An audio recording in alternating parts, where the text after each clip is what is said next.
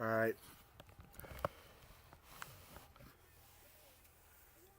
Apologies for the delay, but still 0-0.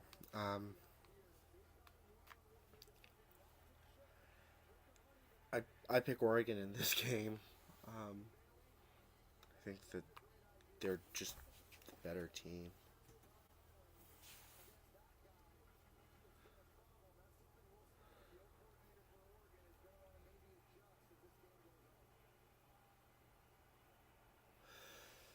A 50-yard attempt for Sappington. His longest is 51 in his career. He's on the board. Ducks are up 3-0.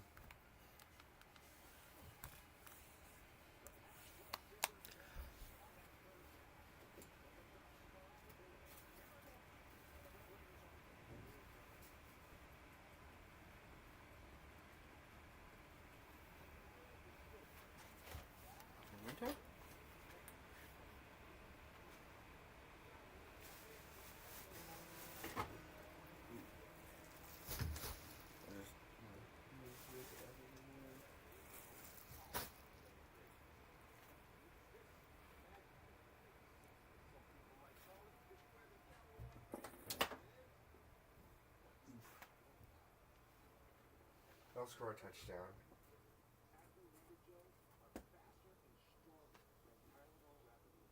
Ducks up 3-0.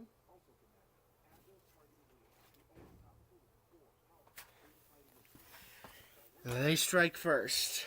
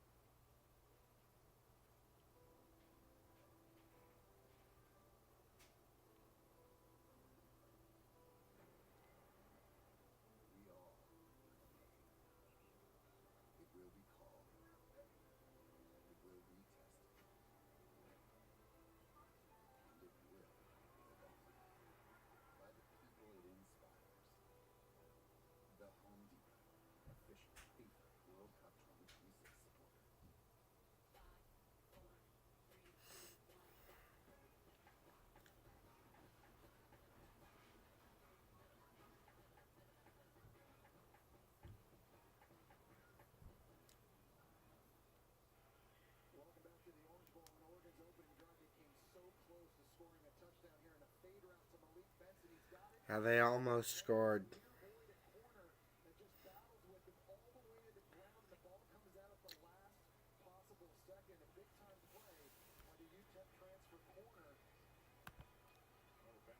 Yep, and I'm so glad about that. It shows that we can score on this defense.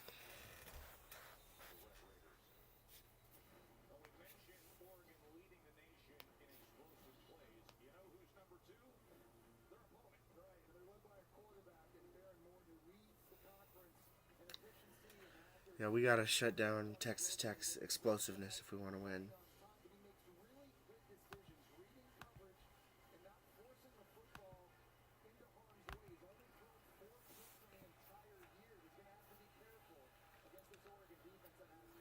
Yeah, this is a place where we could get an interception, maybe return it.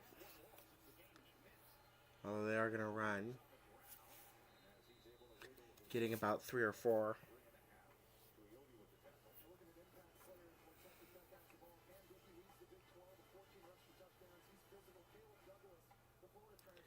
Second and 7. Again, they run it.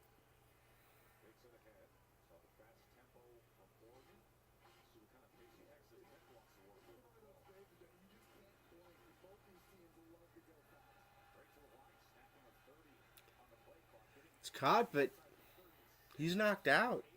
4th down.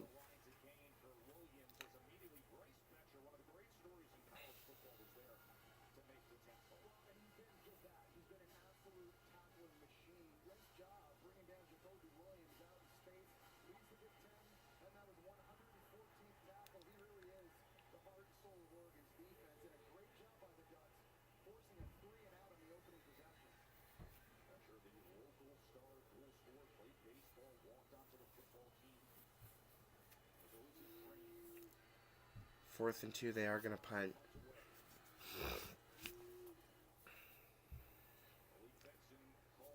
Benson, fair catch. At the 28.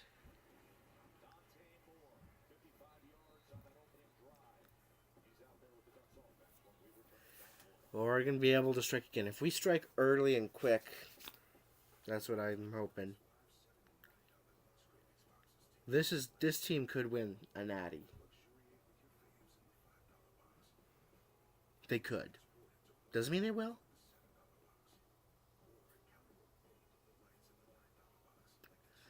But we got to keep getting those 3 and outs at this point because Texas Tech is so explosive. But we will see.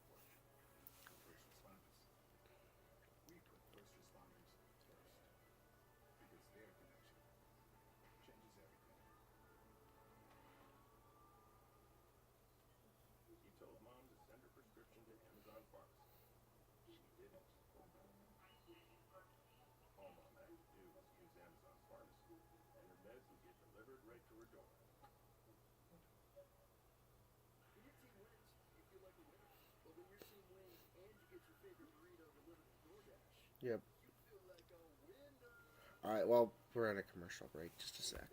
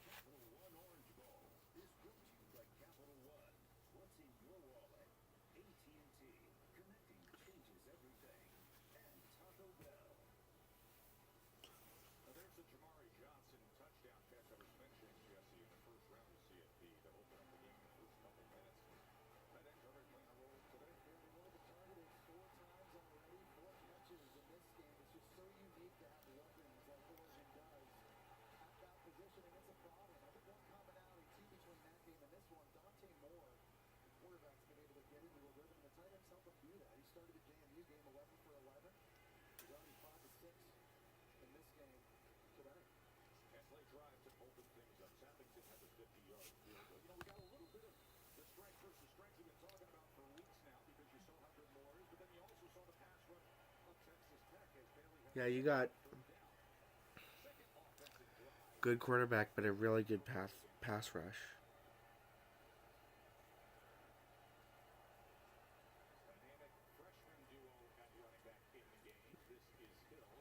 Hill gets about 5. Maybe only 4.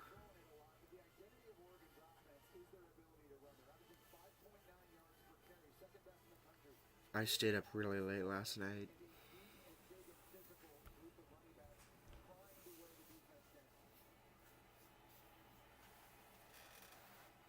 Second and 6.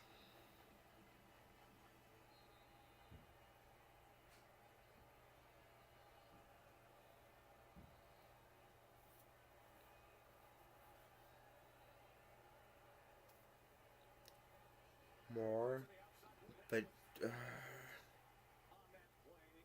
losing yards, great. I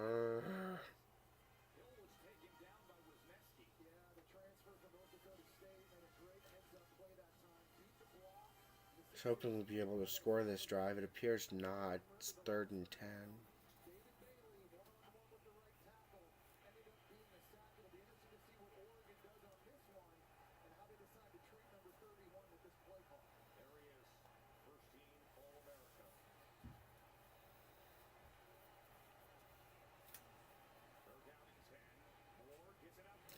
Did he get the first down? He gets the first down.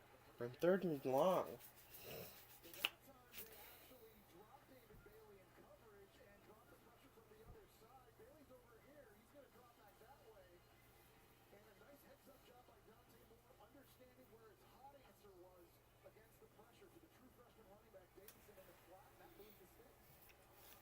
And they're going to run again. And he gets maybe 3.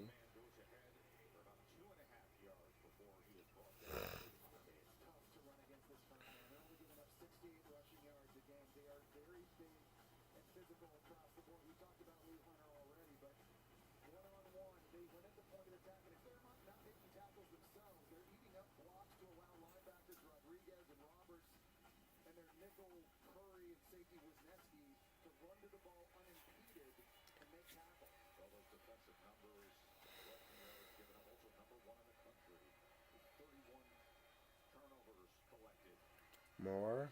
Batted away.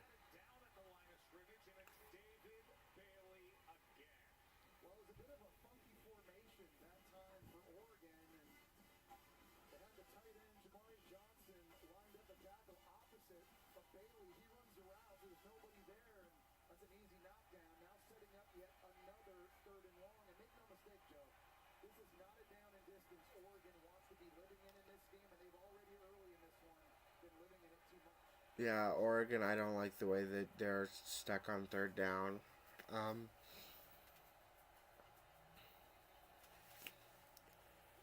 More. Caught. Oof.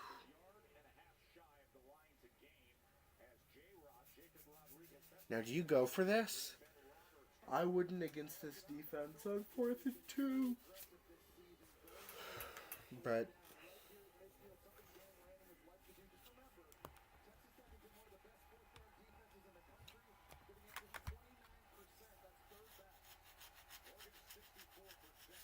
come on, Dax.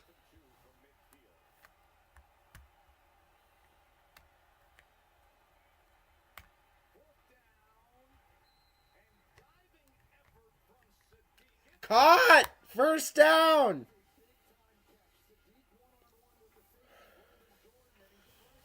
I also have a bit of a cold, so...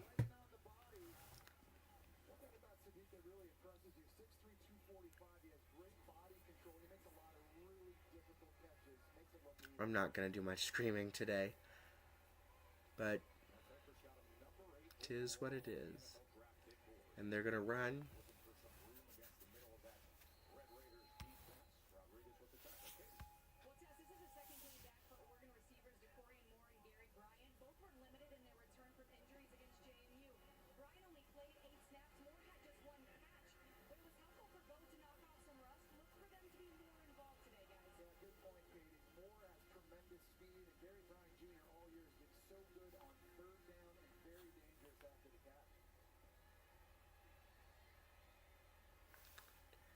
approaching career-long field goal territory, but I hope that we could maybe get a first down and a bit more.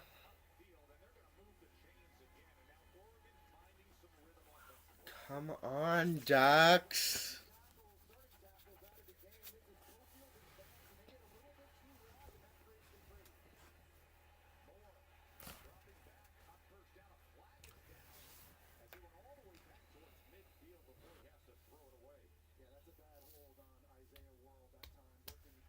Penalty.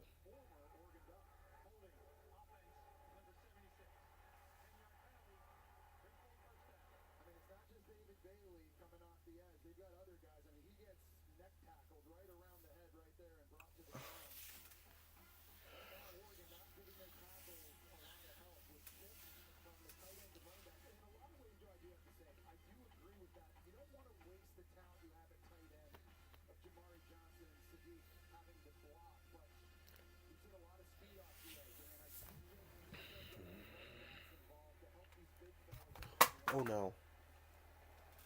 For a second I thought the remote broke. 1st and 20. Getting a run. Still gonna be like 2nd and 15 or something. 2nd and 16. Would I go for the end zone here? No. I would not mind them taking a shot for first down here and not have to go for another 3rd and long. Again, Sappington's career long is 51. Alright. Maybe let him... Wish he would have run a bit further on the route, but... You know... It is a first down for the Ducks. Or a 3rd down with very close to being a first. Come on, Ducks.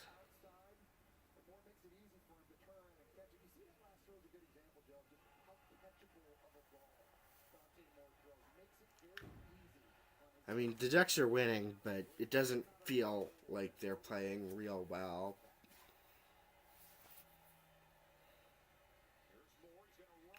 More, and he doesn't get it.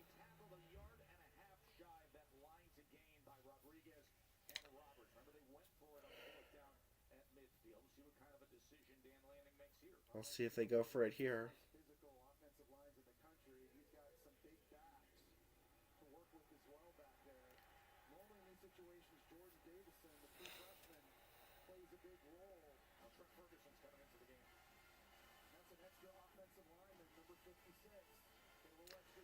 There are a lot of Texas Tech fans there. And they are going for it. Oh no.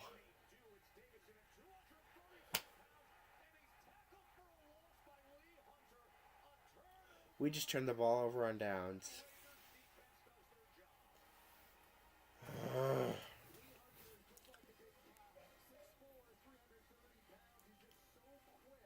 Come on, pick 6, please, Ducks.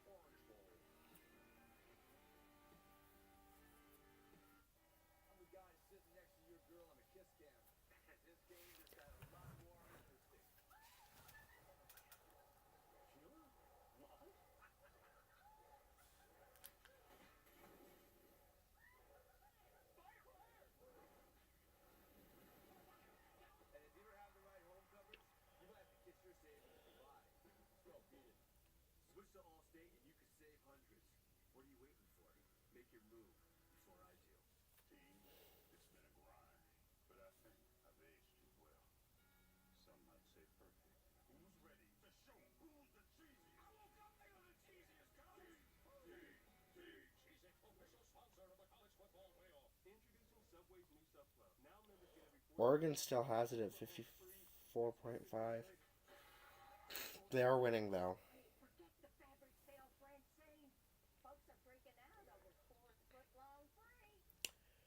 But this is prime opportunity to get an interception return for a touchdown called a pick 6.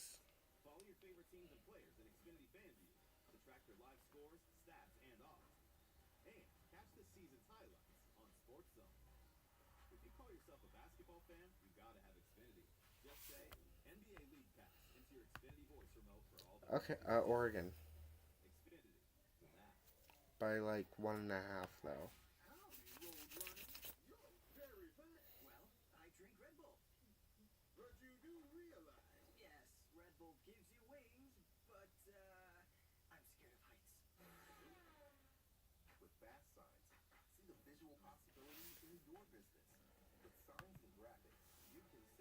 I'd also pick Oregon against the spread at this point.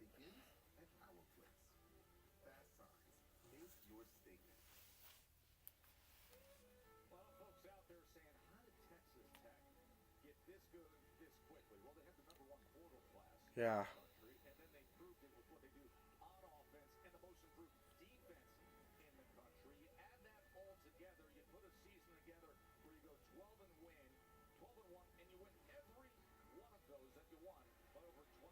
Wow.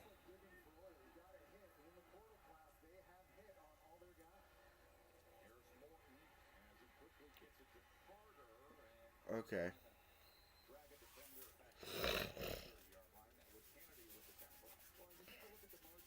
This first half, the score margin of game for Texas Tech is plus 31.5. Best in FBS.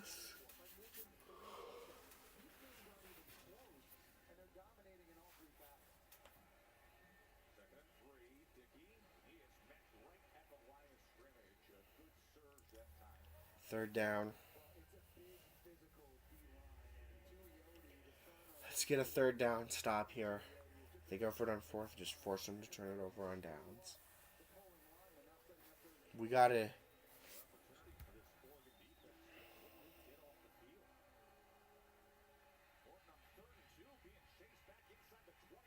Sack! Tatum Tuioti with a really good sack. Look really clean.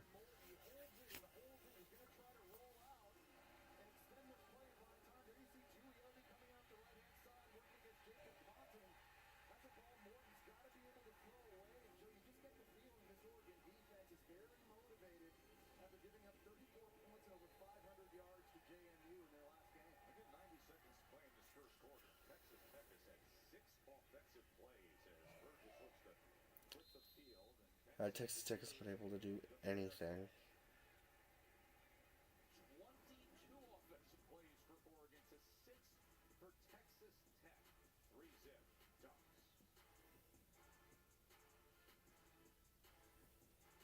Being a business owner takes hard work and a whole lot of miles. So we needed a serious business card that could go the distance. We chose the Capital One Venture X business card with unlimited double miles on every Go Ducks. all the things we need to grow our business. Delicious. So good. And with big purchasing power, we can spend more and earn more. Alright, so if we can just keep holding Texas Tech like we have, and I know I keep saying this, but if we keep holding them to 3 and outs, and the Ducks ideally will go and score. We've got the game. Now, will we be able to do that, though, because we keep getting pressured into these third down situations? Oregon won't win without controlling the time of possession. I'd be shocked if they managed to win without controlling it. But so far, they're able to keep that because, well, Texas Tech has a good defense. But we need to go like first down, second down. Not first down, second down, third down. Because that leads to problems like the last drive with there's always the risk of penalties. Second, fourth down conversion didn't end up doing it.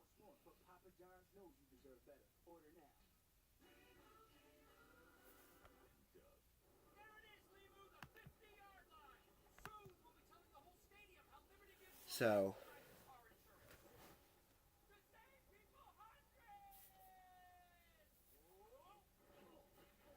Oregon and Texas Tech key to the victory is to win through the rush. Rushing attack. So, and also, winning through turnovers for Texas Tech and Oregon. Again, I think that the winner will also have the turnover margin of victory and the time of possession. The turnover the turnover margin and the time of possession will go to the winner.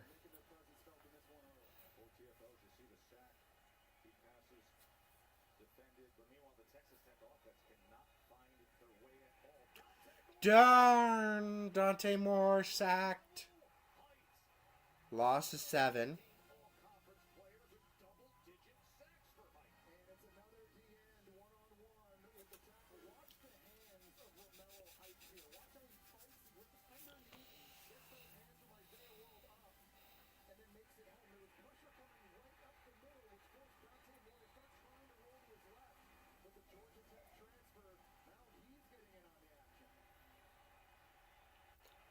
I honestly might wait to snap it to make sure that you can run down the rest of the clock.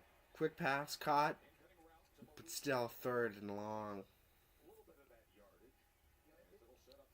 About 3rd and 13 after the completion.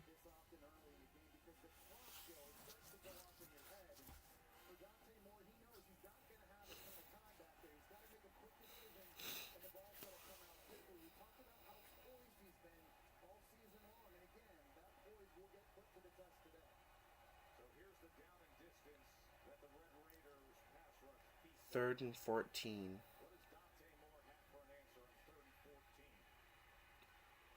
He's going to run it himself. And that'll take us to the end with Ducks basically forced to punt. All defense in quarter one.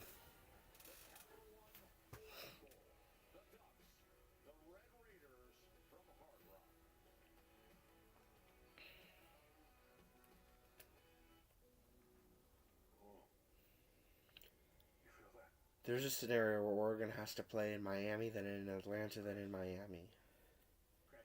Currently, it is a Oregon 54.9% chance of victory.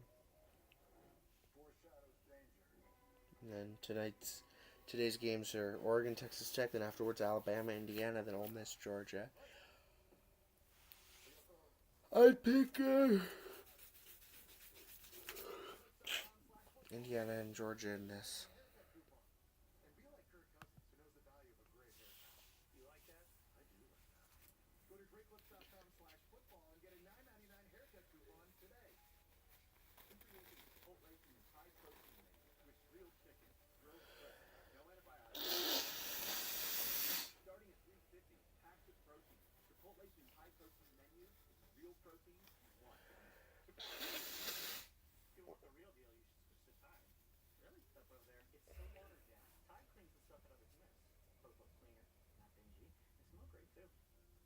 Excuse me. Can we help you? I'll take Tide. It's got to be Tide. Boosted.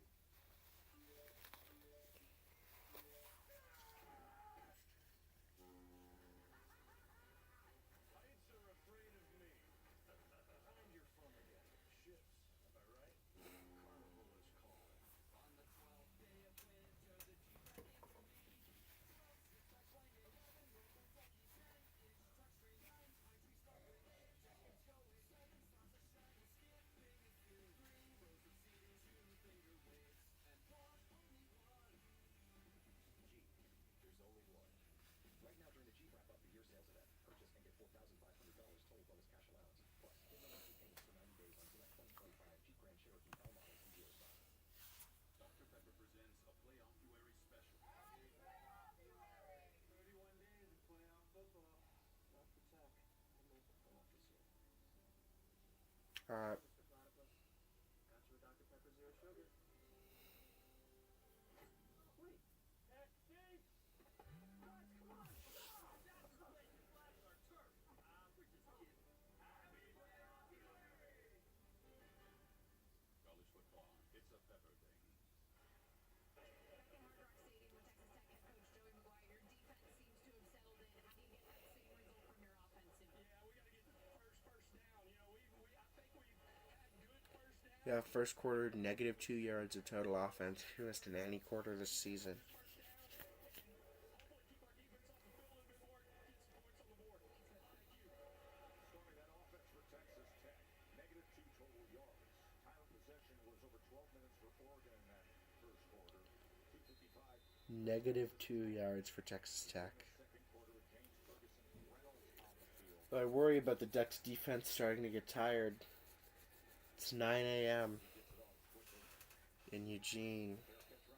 So, we'll see. Hello.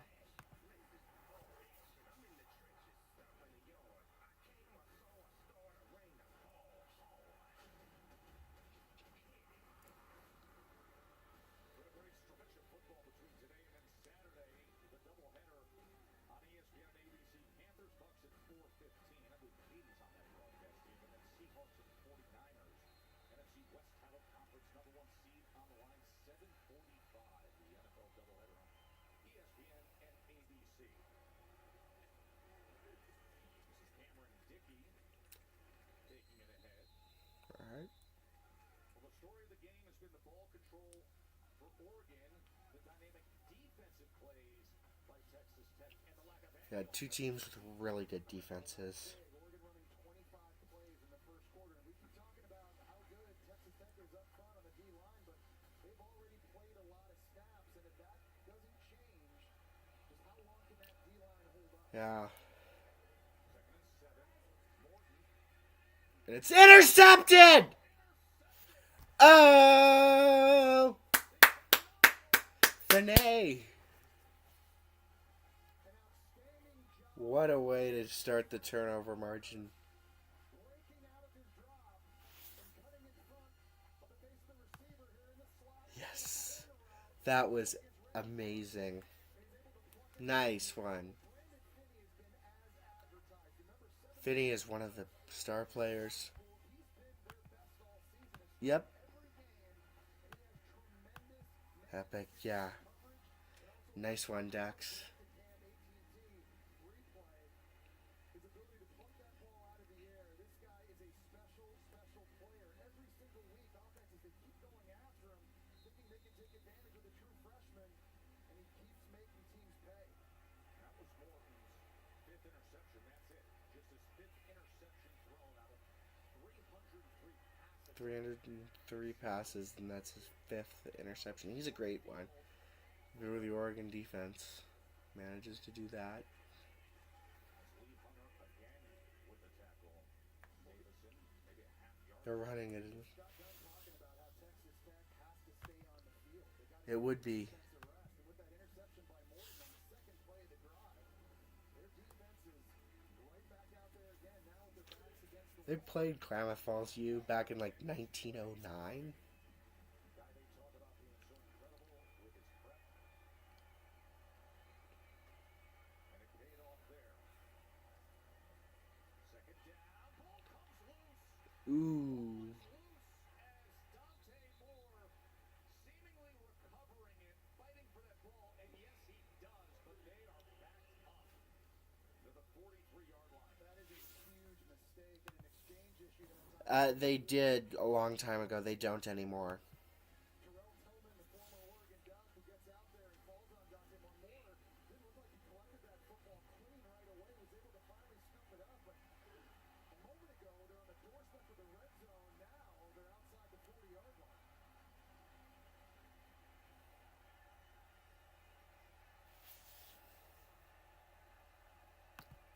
Actually, it kind of does. 3rd and 20.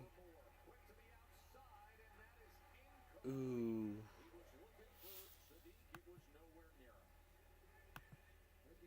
I don't know. I don't know why they get rid of him. A lot of schools have gotten rid of their teams that I think should get it. Vermont, University of Vermont, I think they should have their team.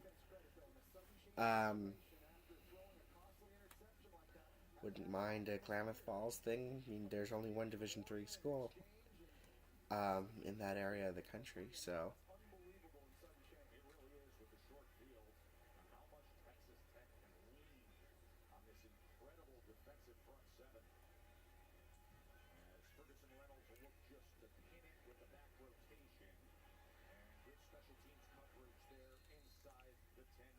All right.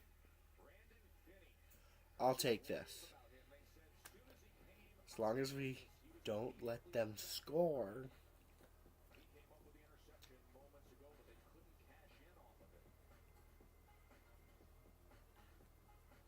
Oregon 3, Texas Tech 0. And then the winner of this game will play the winner of Indiana, Alabama. And then Miami plays the winner of Georgia and Ole Miss. You know, another school that I wouldn't mind if they brought back a...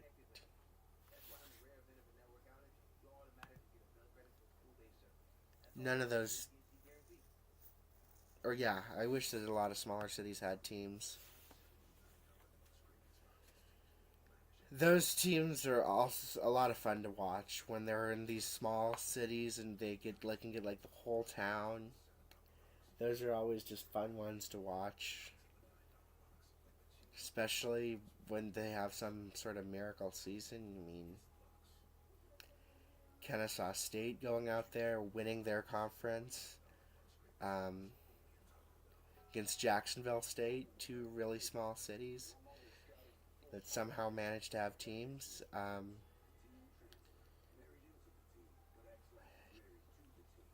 What?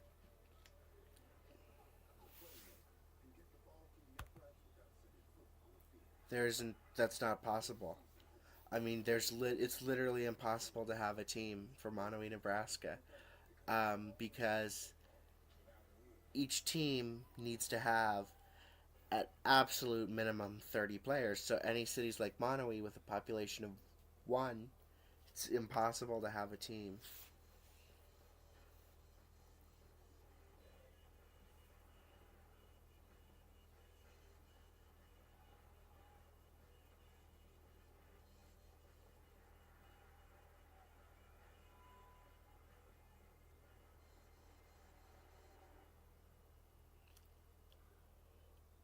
Glorious clear day here in South Florida as aerial coverage is brought to you by Goodyear. Tried, tested, proven legendary. Yeah, it has one person. Rock Stadium on January Yeah, I think she's 90, maybe in her 90s, late in her mid to late 90s. Who advances once we're done here in Miami. One Rose Bowl with Alabama, #1 Indiana, the Heisman Trophy winner, and then the Sugar Bowl with Ole Miss. In their 80s, yeah. Pretty old to be running up and down the field alone, getting tackled and banged up.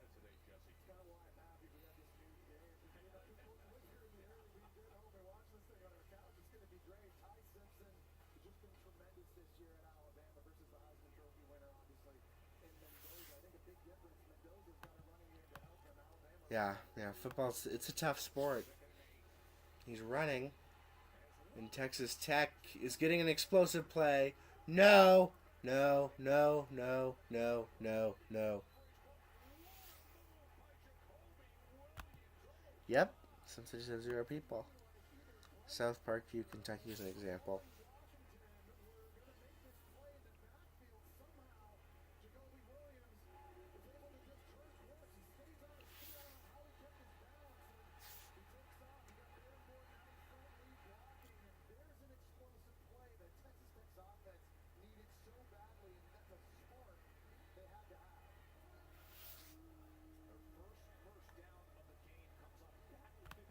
Right. Yep, the capital of Palau has 0 people. And it's a weird technicality, but technically no one lives there. Because I think it's a business center.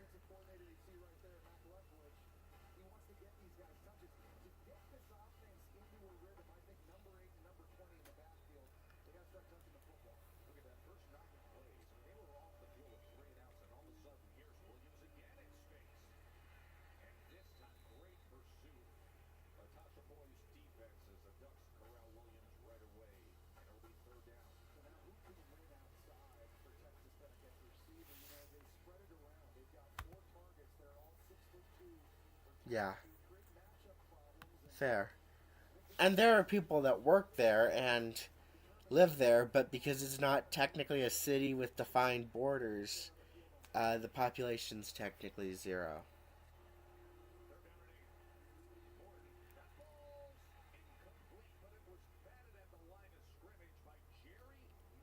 Nice stop for the Ducks, even if there ends up being a field goal.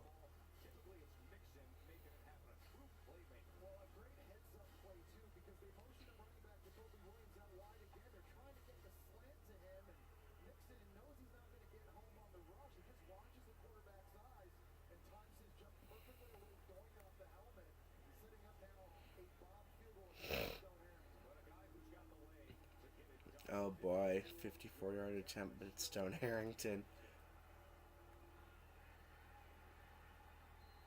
No good. Ducks hold.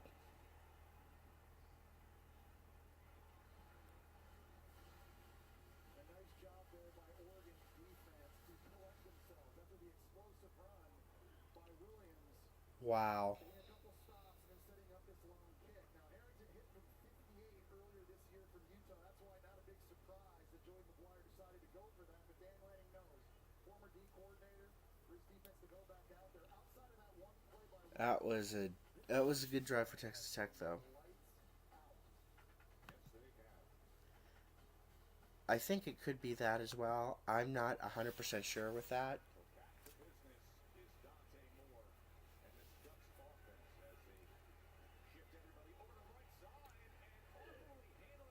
Wow.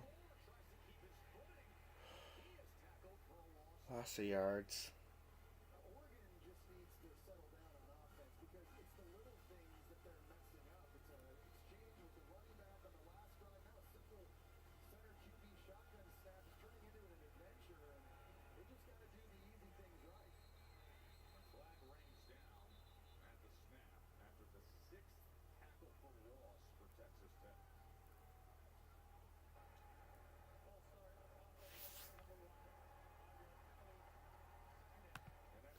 Nope. Well, they had a lot of guys moving. Kenyon Sadiq that time was up front moving and some linemen as well. And I think, this pass rush and how fast Texas Tech can get upfield, I mean, that starts to happen. No, most people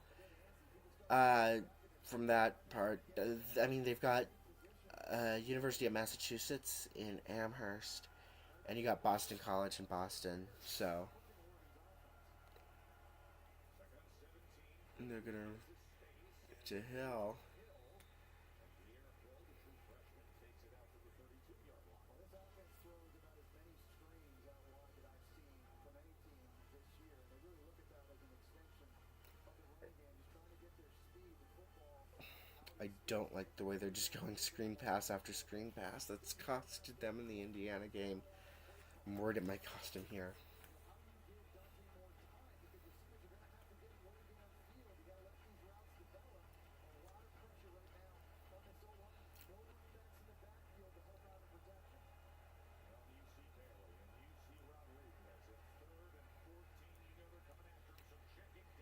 No, that was a bad move.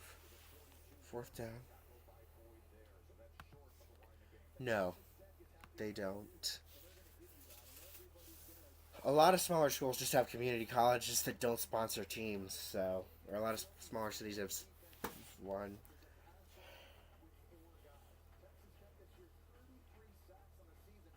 So,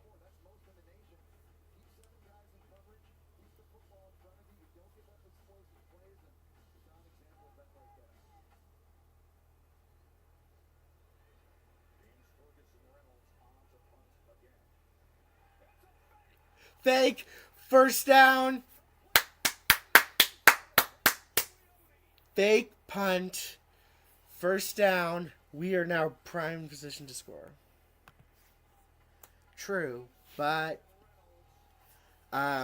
there's also fewer as you get out west outside of California.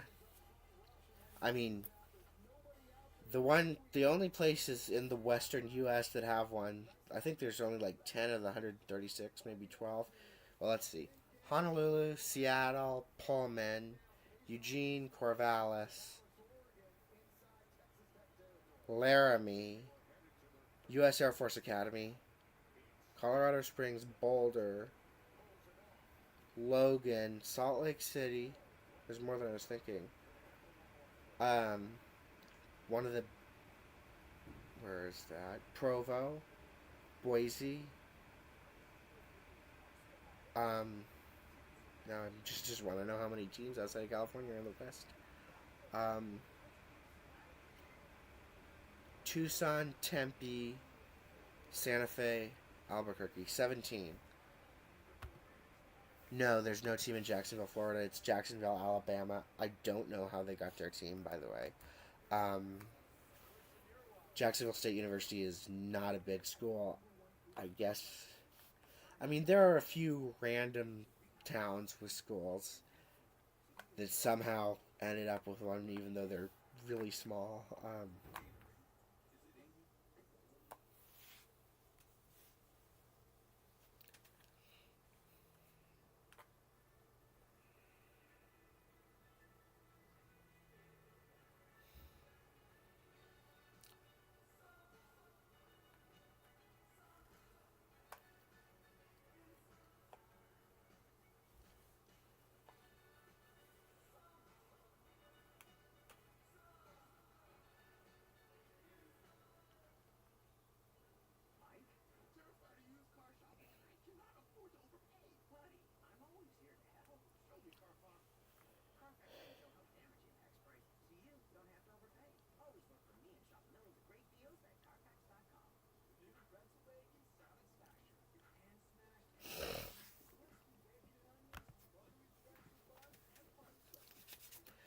Uh, ooh, good question.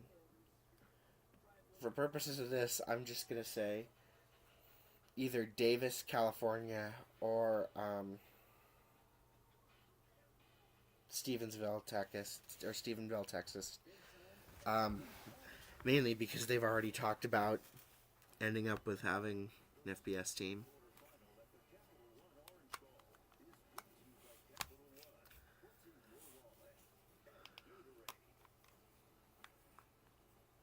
James Ferguson Reynolds with the 11-yard pass on fourth down, the fake punt to Tuioti. Or Sacramento. Those three cities have teams that are gonna probably end up with teams within the next 5-10 years. No, but a nearby town, Pullman, does.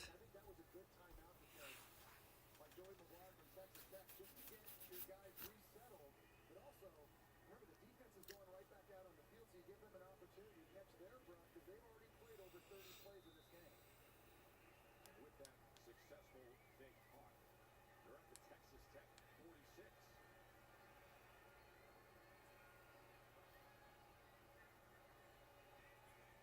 Jay Moore checking at the line. Hill with the carry.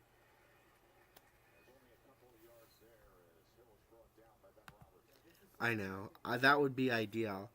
There are a lot more places that I'd like to see end up with a team. I'd like to see one of the Alaska schools starting to sponsor football. I mean, they'd be a fit in this new Mountain West, which is basically just scattered throughout the country. 2nd and 8, Hill.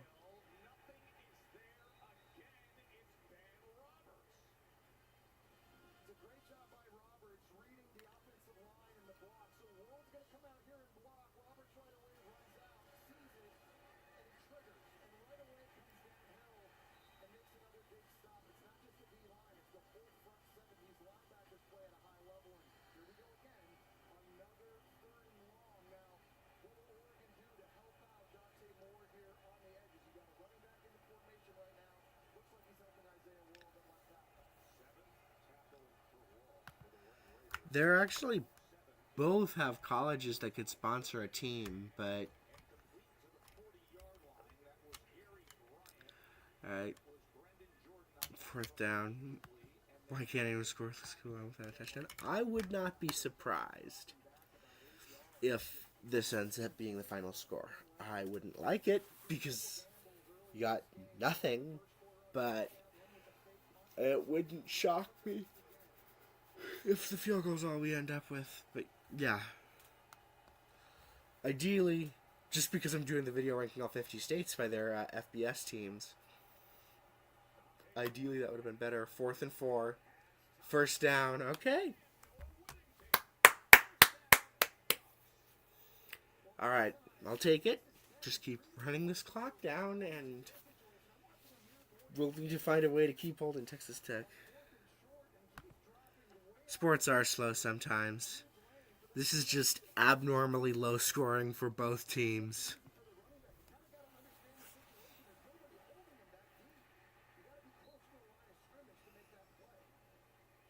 Now into space to McClellan. He's out of bounds. There's the 33-yard line. Well, they've thrown a lot of screens so far. That's the 4th screen they've thrown. One thing they are going to do soon is they're going to pump fake one of those and see if they can catch linebackers and safeties sleeping and then take a shot downfield. The winner of Indiana and Alabama. Downfield caught! Did he get it? Did Benson get that?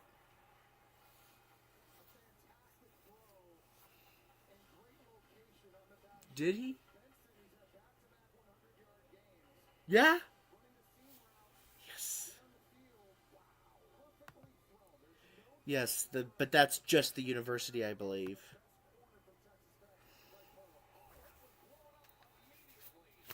As they were put to the line to snap it right away after the big catch by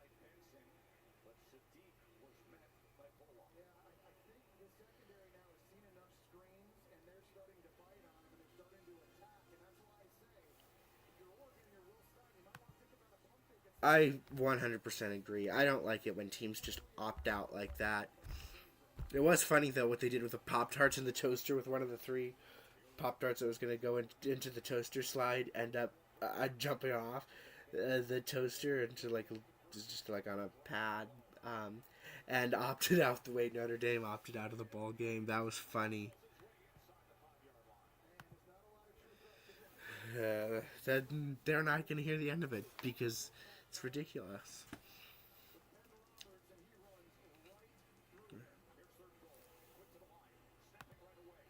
Yep. They don't want to lose again. 10-2 looks better than 10-3, but they ended up being the meme of the league. 4th and goal. I mean, at this point, just go for it. I mean, you've already done a fake punt and everything.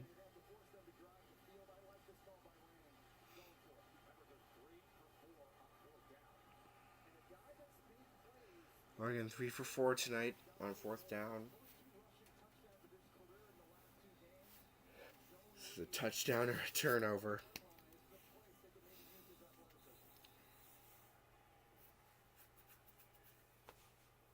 Timeout though.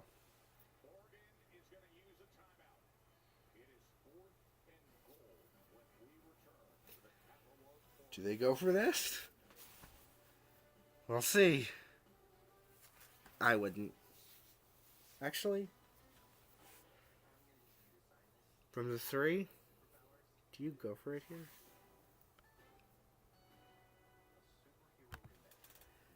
Believe they do. Let me check to make sure because I think they do.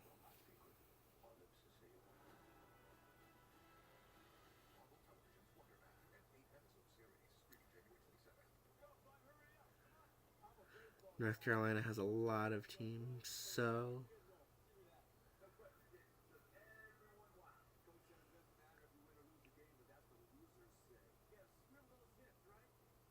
no, they don't have a team. North Carolina has 1, 2, 3, 4, 5, 6. They have 7 teams in the state, but none there. They've got 1 in Boone, they've got 1 in Chapel Hill, 1 in Charlotte, 1 in Durham, 1 in Greenville, 1 in Raleigh, 1 in Winston-Salem. The right arch supports can put the foot in its proper alignment, so all the joints of the rest of the body will be aligned properly as well. And when the body's aligned, you're going to feel better and you're not going to have to spend so much time worrying and thinking about your pain. See if arch supports can help you have a good feet set. Playing baseball at Gonzaga University was a dream come true for me.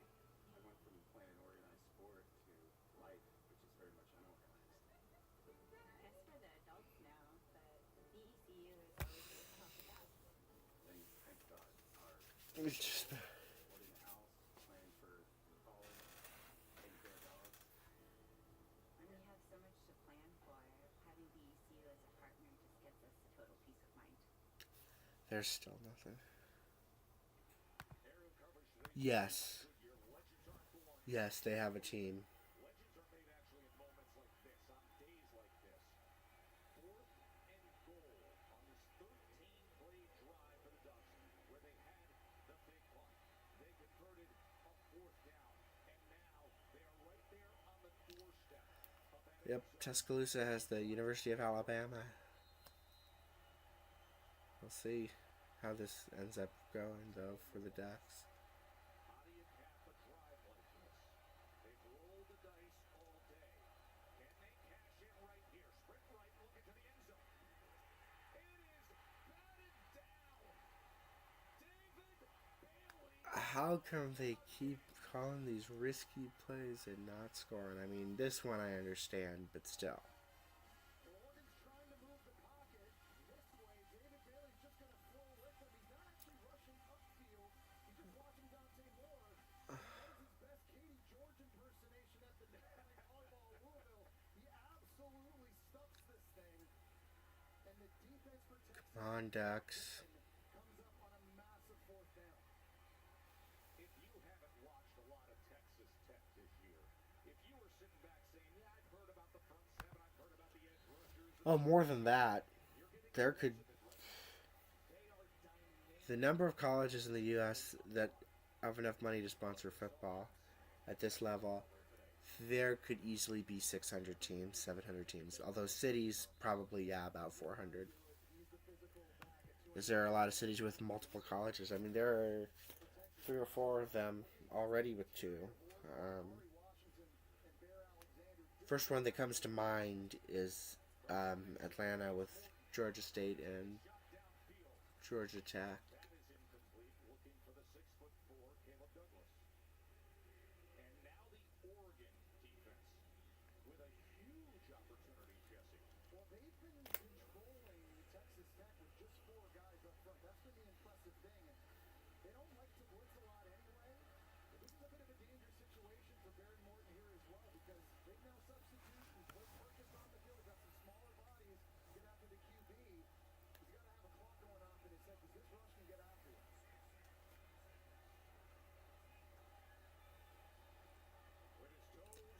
TCU 0 for 3 on 3rd down until now. Darn.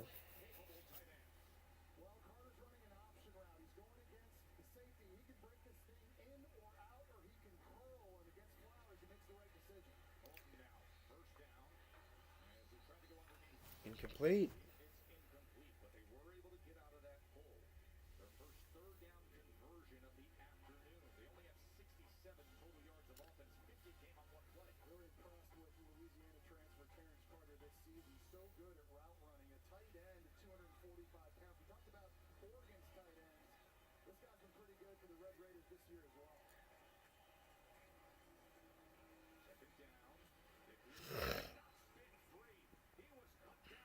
Yep.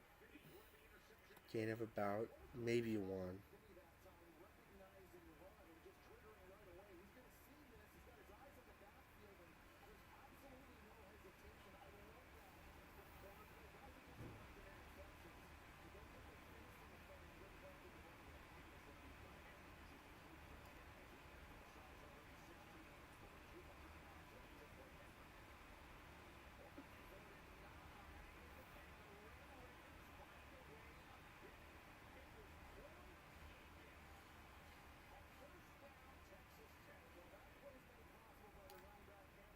Darn.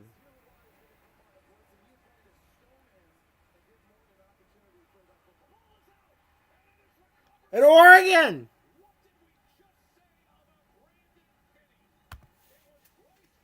Finney gets another turnover.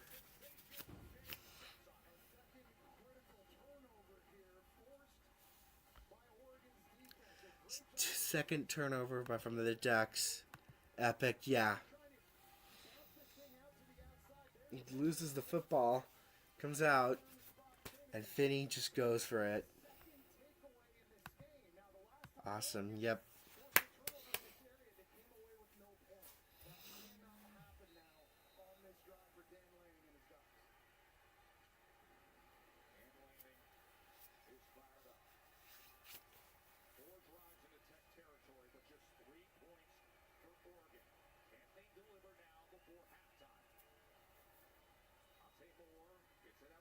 Okay. Benson, second down. In the red zone, or just outside the red zone.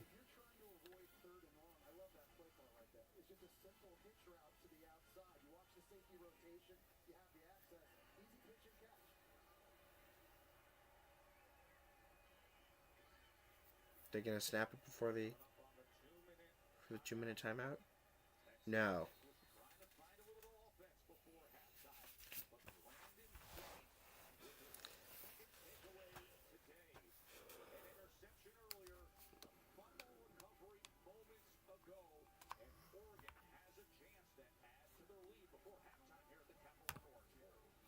Scary thing is that after this, we likely have to play Indiana.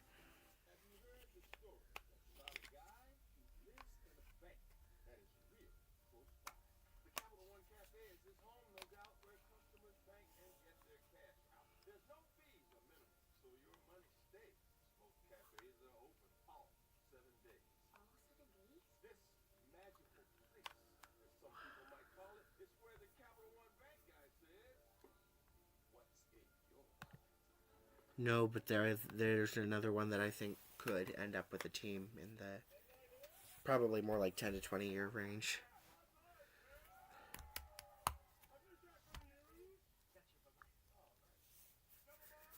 Anything for the clean, crisp taste of Bud Light. Here's to the stuff that never stops. To the flavor that found its way into everything. From just one spot to America's #1 spot for Wingstop. This isn't just a meal. It's an arrival. Wingstop is here. When you grow up out here, you learn to tell facts from fertilizer. All right. I keep my boots clean by rolling with AT&T. You know, the company that invented the telephone. AT&T's America's first network, and it's still the best. That's not me talking. That's the scoreboard. It's the fastest, most reliable network. Is that right, Graham? When you compare, there's no comparison. I don't think either of them. They'd need a college first. They need to build a college, and then they'd need to get enough money to sponsor football at this level, and then they could end up with a team. But places have done that. Central Florida did that and ended up with a team.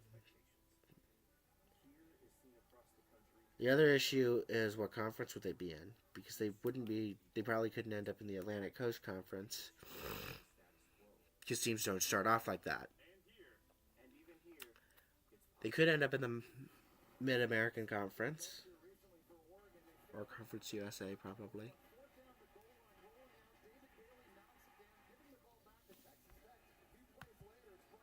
They don't know colleges?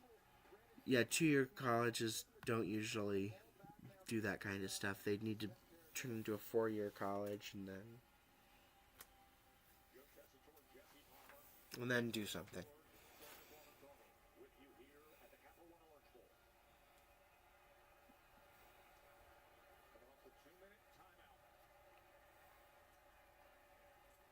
Whittington testing that left side and only finding a yard.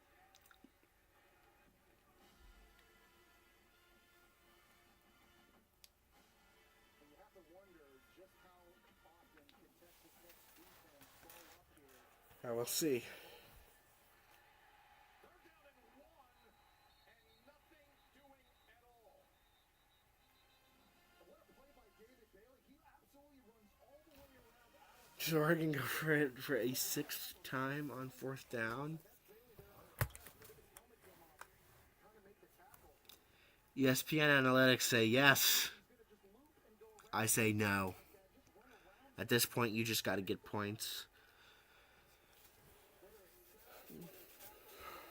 With his batting down balls. Number 31 for Texas Tech. He's been everywhere for Texas Tech. And now Dan Lanning, another 4th down, this time deciding not to go for it. Yep. Bring a field goal here out there. Staventon comes back out on 4th and 2, and they've been rolling the dice and taking chances all afternoon long. On 4th and 2, they're going to go with the field goal. Yep. Just don't block it. Please don't block it. Came up huge in the win against top 20 Iowa. Had a game-winning 39-yarder with 3 seconds left. Texas Tech charge, second time out of the half. Time out Texas Tech. Timeout. Preceding play had David Bailey with his helmet coming off. Okay, this is weird. Mind you that coming up, They have teams, but they're not at this level yet. I don't usually keep track of FCS outside of the championship game. But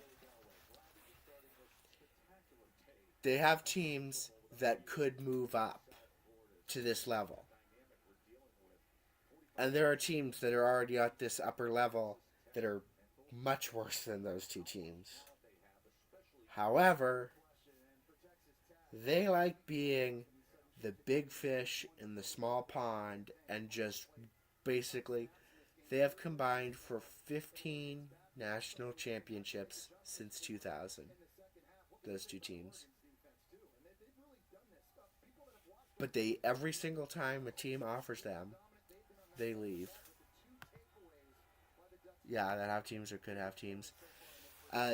Yeah, they have teams, but I don't really count them as such or keep track of them. I mean, they're both very good, but I hardly ever keep track of them. They're called 1AA.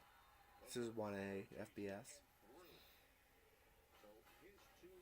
goals represent all the scoring we have today, Katie. Well, Tess, Jesse, and you mentioned earlier the Oregon defensive motivation after the way that they played in the second half against JMU is certainly there, but they also took issue with how Yes, they both do. Texas Tech's defensive line, their front seven, they took that personally.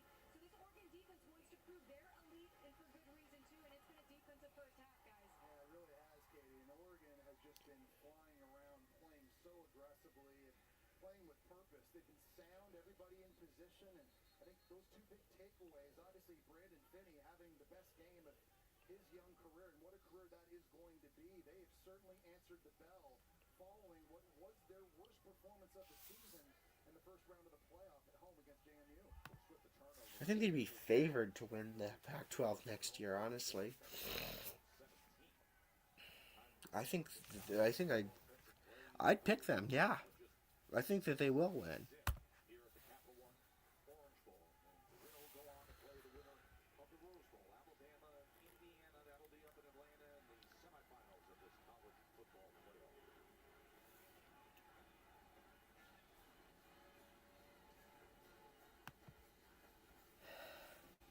They could, but I don't think that they will.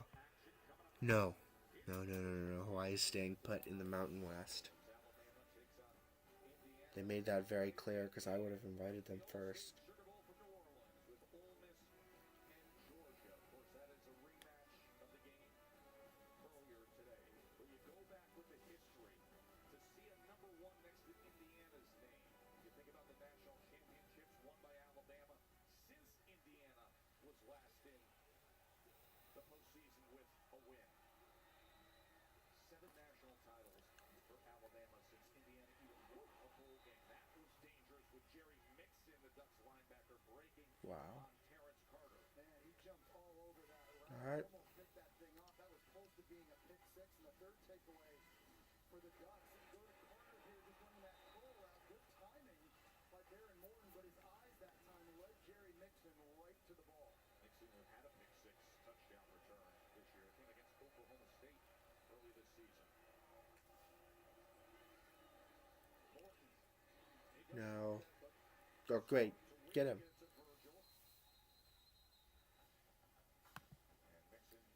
Could Flagstaff have a team? Yes, they could. Fair.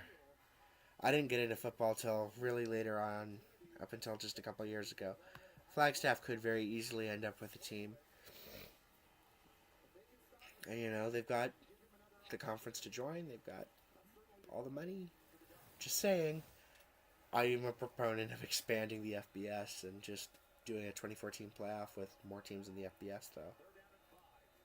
Under a minute to play here in the Orange Bowl first half. Morton is scrambling, looking for anything, and he's only able to spin his way ahead for a gain of 1 as Tuioti was able to trip him up. Yeah, Dylan Okay, 4th down. he came down to rock the middle of the field, and it looked to me like Darren Morton had an opportunity for a big one to his running back, Cameron. Judging by Oregon calling a timeout, I think they're going to try and get in another score before half. And that was a missed opportunity, I think, for the Red Raiders offense. Third, 3 and out for Texas Tech.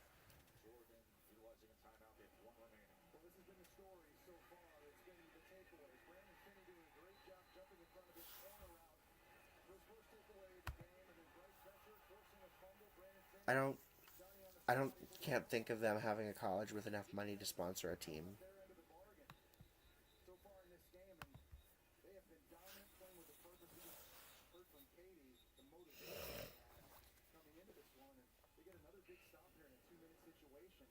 Now getting the ball back to Dante Moore.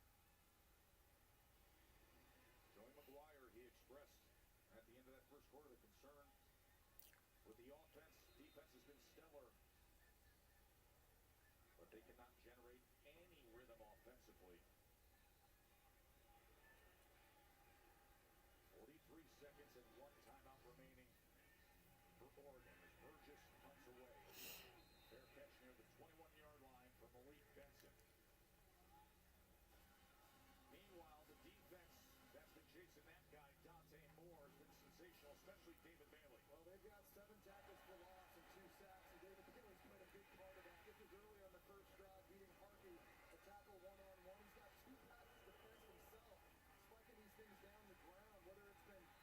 situations, run situations, whatever down or distance it's been, the Stanford transfer has been lights out, and really is no question he is going to be a top 10 pick in the upcoming NFL draft. So how does Dante Moore manage things here? One timeout, 37 seconds before halftime. Quickly to the outside and complete to Benson. Yeah, they don't have a team. Indianapolis, they very easily could. They've got a university, I believe Indianapolis University. So, and Dante Moore in this first half, Joe, I think he's done a pretty good job of taking those easy pitch and catch throws. 20 of 25 passing for 158 yards. He's got a kicker in Atticus Sappington that's hit 51 against Washington, so you got to get down close to the 30-yard line to have a shot.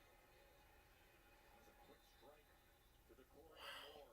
Well, there's the pump fake on the screen that I was talking about earlier. That time you're faking the screen to Benson, and the aggressive play by two defenders in Texas Tech secondary open up the wheel route down the boundary. Half a minute to go before halftime. We'll get you out to the Rose Bowl. But for now, it's the Ducks on the go, and it's Jamari nice. Johnson. And they are putting themselves in position here before halftime. A nice little design by Will Stein, their own coordinator. He got a clear out route on the outside, and here's Johnson running the corner. Nice job by Moore, extending this play, stepping up in the pocket, keeping his eyes downfield, and so accurate on the move. 61%. So he throws it 15 or more air yards downfield, 7 back in the I'd say at bare minimum 15 million. The smallest is currently 20 million. Tarleton State, they do have it. Oh no. That's the third time for this Oregon offense. They've done this to themselves. Bad snaps. And now they have to use that timeout, Jesse.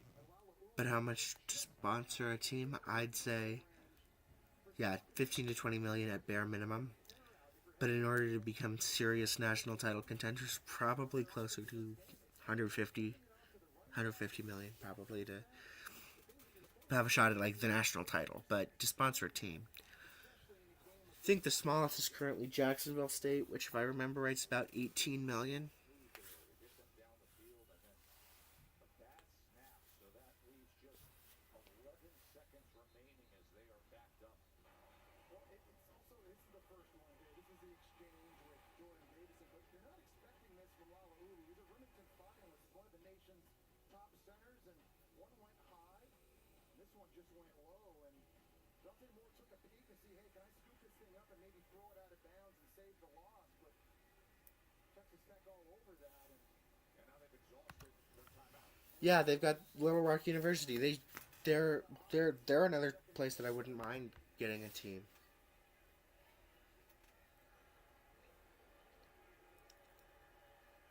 It's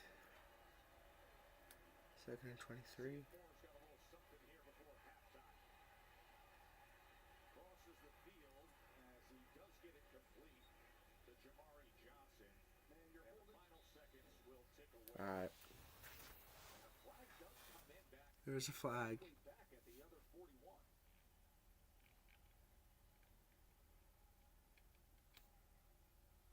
think it's going to be Alex Harkey, the right tackle, on a hold. I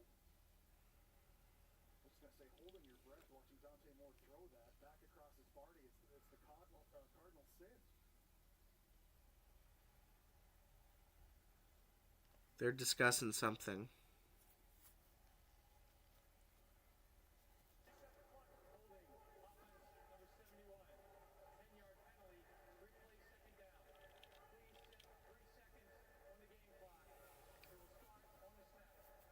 It's amazing, Joe, to think that they've got 6 points. Yes. And if you could just execute shotgun snaps and handoffs and not have false starts or holding penalties, how many points would Oregon have right now in this game? Yeah, there would be too many. That's a conversation they're going to have at halftime. That's going to come from Dan Lanning and Will Stein. Guys, stop shooting ourselves in the foot. Play clean football. Give yourself a chance because your defense is doing their job. The Texas Tech offense cannot find anything.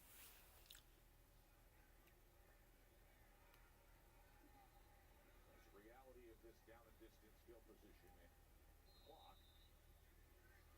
As Dante Moore ready to take a knee and close out this first half of the Capital One Orange Bowl.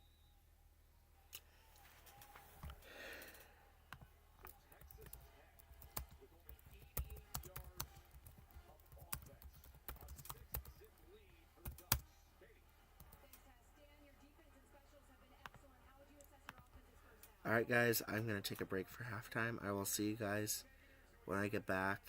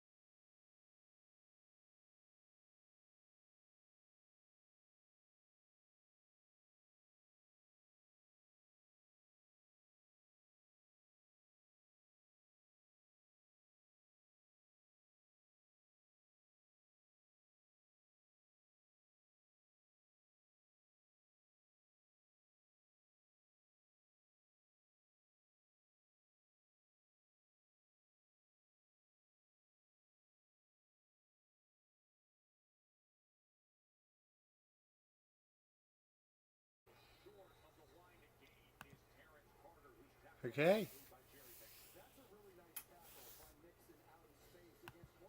All right, I'm back.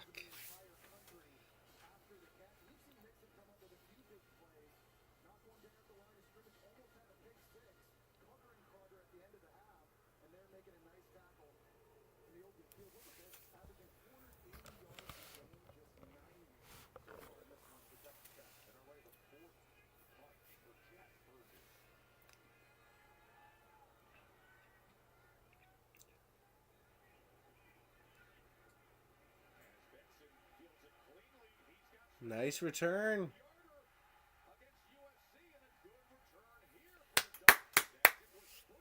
Nice return into Texas Tech territory.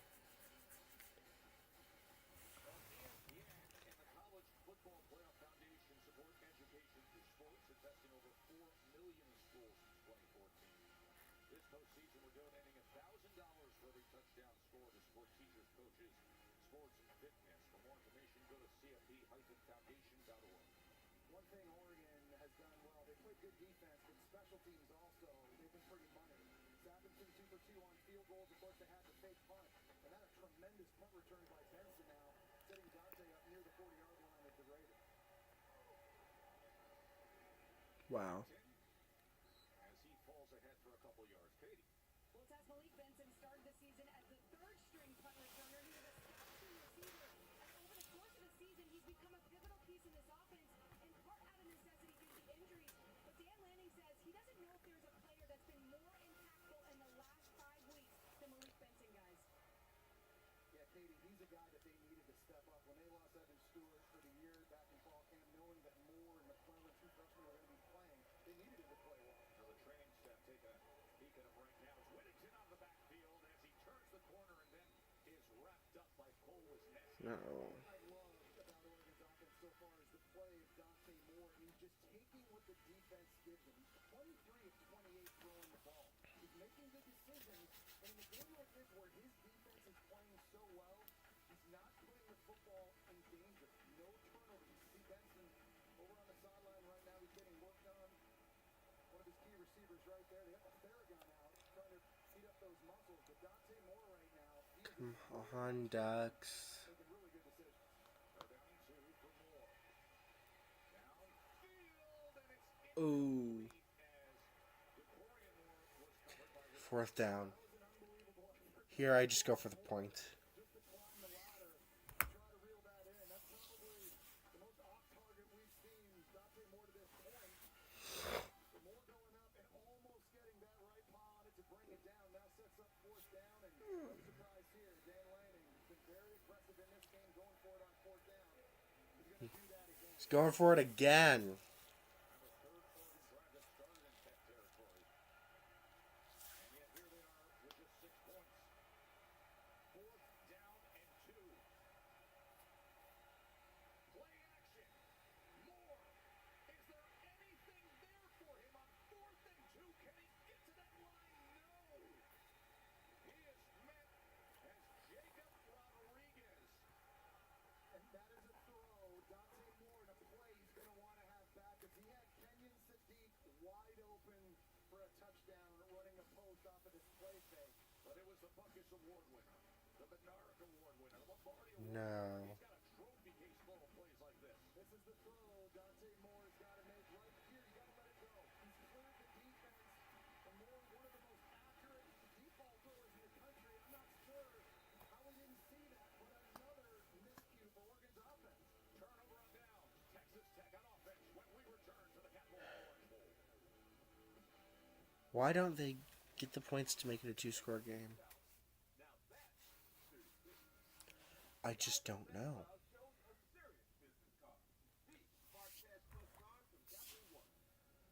Their business earns unlimited 2% cash back on everything they buy. Right? But it's fabulous matter. They get big purchasing power so their business can spend more and earn more. Our 2% cash back helps us build their retail store. You need a place to sell all these great-looking cows. What's in your wallet? I'm so sorry about the billboards, Denny. I promise I'm not trying to take your job. Well, personally, as for those billboards. Oh, come on, Danny. You made all those? Yeah. And t-shirts.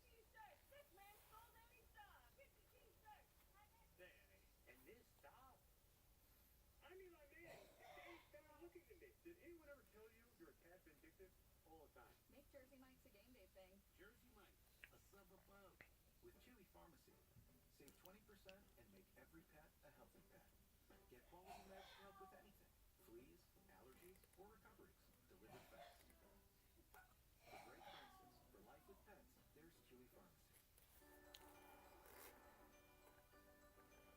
Make the most of your season during the Kia Season of New Traditions sales event. Gift yourself some savings and visit your local Kia dealer today. Look out for these stickers to find great deals on vehicles backed by a 10-year, 100,000-mile limited powertrain warranty. So you can start new traditions for years to come. Get 0.9% APR for up to 60 months, plus 1,000 retail bonus cash on specially tagged 2025 Telluride, Sorento, and Sportage vehicles. Will they play it safe or make the bold choices over two? Go for it. Round to Dos Equis. They're going for Dos. Dos Equis. Always go for Dos. Taco Bell's bringing the Richmond Student Section. Students with Capital One Law School today, they're picking up the tab for the students from each school so that these fans can come cheer on their team in South Florida. You know that means nights at like 11 and live in South Beach. We're way past that point. We're like the Motec crowd with our wives having wine and lanes. Hey, Joe, it's a new year, brother. Yeah, a lot of smaller cities once had teams, but don't anymore. Just call ball. Enjoy those lazy Sundays.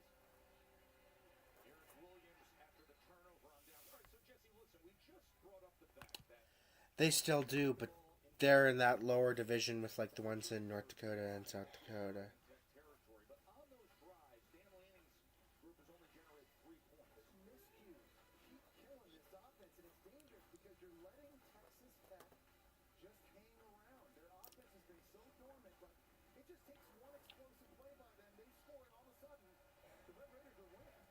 Quickly in the spaces, trying to get it to Williams, but it goes incomplete. I mean, there is just nothing happening with this Red Raiders offense. No, they've got to get their most dynamic playmakers the football. And I mentioned Reggie Virgil, number 1 at wide receiver, and Caleb Douglas, number 5.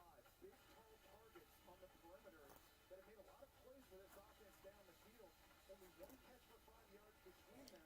At some point, they have to make their presence felt against a secondary that has a lot of youth back there and has been a little bit up and down, especially in their last 3 games. Aaron Morton, empty set here on 3rd and 11. He only has 7 completions for 40 yards in this Orange Bowl. Wow. The ball is out. The ball is out. Oregon. Uliagalelei, and then he fumbles. It returns to the 5-yard line, recovering it. Ducks get the ball on Texas Tech's 5. Good play. That's how you do it. This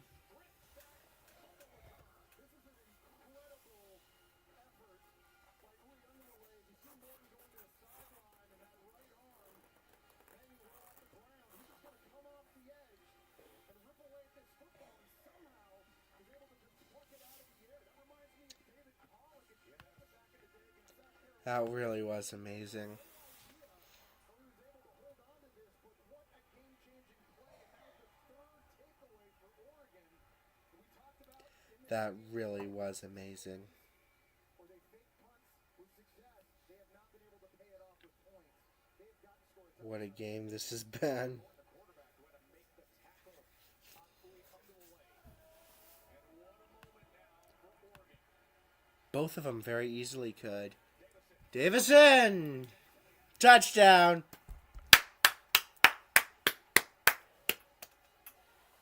That is how you do a drive. Just one play.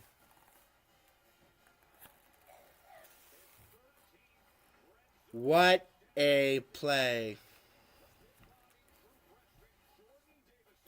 Watch this block by Sali Apaga out here on John Curry. He's going to get the block and then push him back, which gives the space for Davison at 236 pounds to break the tackle and get into the end zone. That's the answer that Epic touchdown, yep. after their defense Just bulldozing through. That is how you do it. Let me update the scoreboard.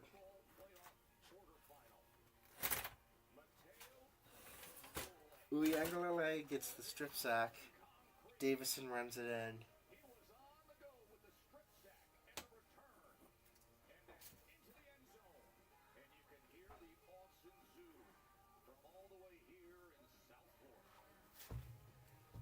And the crowd is so happy that this finally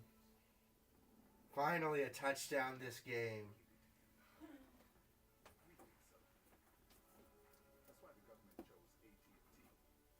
I'm glad it was the Ducks that did it. 13-0 after the extra point.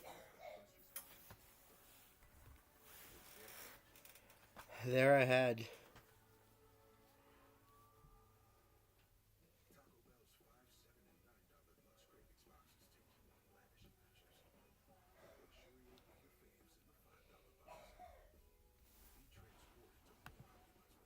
No, they don't. If they've got a college, though, I could see that. Just make a Massachusetts conference.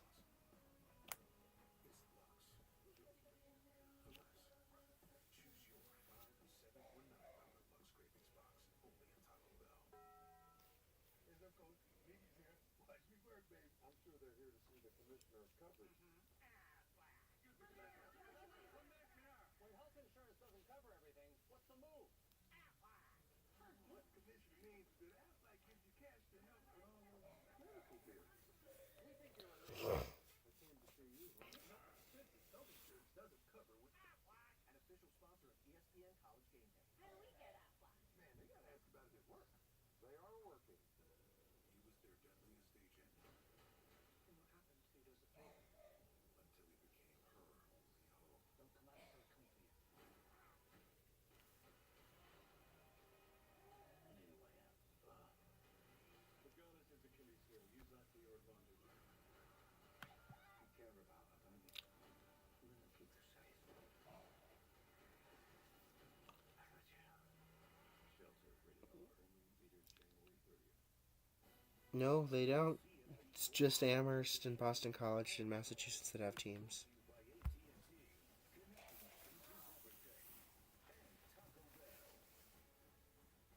Now back in the day, 1999 Orange Bowl. Jesse, you had yourself a game in that victory over Tennessee. That was a long time ago. Just based by the footage you're watching here, it's almost black and white. That was an incredible game. Two really talented teams. Syracuse led by Donovan McNabb. So many first-round picks in that game, and obviously a great memory. So many legends, of course. Wow. Great tradition-rich bowl. Jimbo Fisher, Alfred Williams, Carson Palmer, and Lee Corso inducted into the Orange Bowl Hall of Fame yesterday with a beautiful luncheon over at the Biltmore and Coral Gables, and such a celebration always with everything that Eric Toms and his group does down here in South Yep. Florida surrounding this great game. Things just turned moments ago with the strip sack, the return by Uli Ungerley, and the touchdown run by the Ducks. What a play. On the return, trying to create a spark, and he's just tripped up, and a flag is down.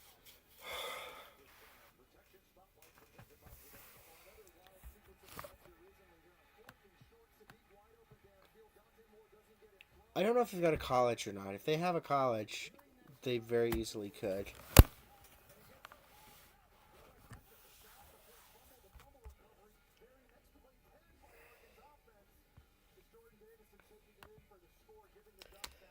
But again, I think Tarleton State and Stephenville, Texas, Sacramento State and Cal Davis are going to be the next ones to do it.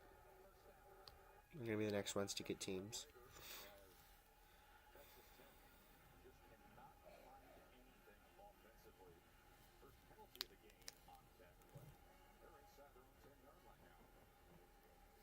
I think the one disadvantage for Texas Tech right now, too, is that obviously Oregon's defense has been dominant, but Joe, they're also very fresh.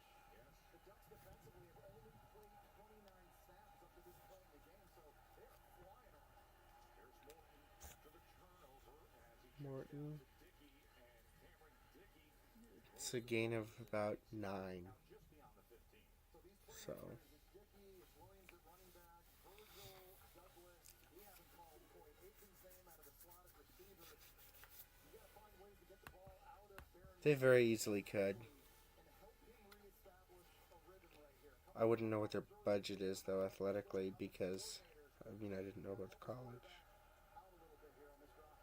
Second and 2, short pitch to Dickey. Ooh. And he's close to that line to gain for the Red Raiders. And that was Flowers with the tackle. Now, started every game this year for the Ducks and their secondary as well. That was a big question mark for that position group. They lost all 5 starters a year ago, and they've had to rely on a lot of young players in the back end. Called his third very short, about a half a football. See Sheridan Wilson, the center, was leaning it forward almost near that yellow line. 3rd and 1. As they will pick up the first down. Aaron Dickey takes it ahead. Well, you know what's coming up next. The granddaddy of them all, Ty Simpson, makes his arrival for Pasadena.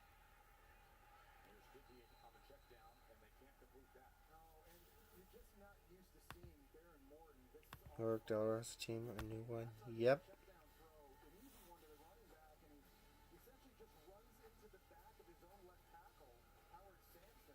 Yeah, they actually had a really good year this year. Take a deep breath here. Understand, this game's 13-0. There's a lot of football left to be played, but he's got to dial in. Play action. Morton being chased downfield. Wow. What an effort by Reggie Virgil as he went up and brought it down. Fastest player on the team, showing great body control. Well, that's an unbelievable throw right over top of Theron Johnson. And how about that? The strong hands of Reggie Virgil and his ability to just pluck it out of the air. You've seen that time and time again this season for the Red Raiders. There's Dickey looking to bounce this, but he only surges ahead for a yard as Uwe Underway made the tackle. But I thought that was a good play call, too, by Matt Leftwich, their offensive coordinator, moving the pocket and giving Baron Morton There's also ended up being and delivering a strike. Put to the line, 2nd and 9 a new one in, on the 48-yard line. I don't know where in Missouri they play, but Tackle for the Ducks. technically no. However, Tempe is just right by there, and they've got a team. Tight end, Terrence Carter, and up right here, working option routes over the middle of the field, has been 11. The University of Phoenix could also start sponsoring it because they've got a big enough school.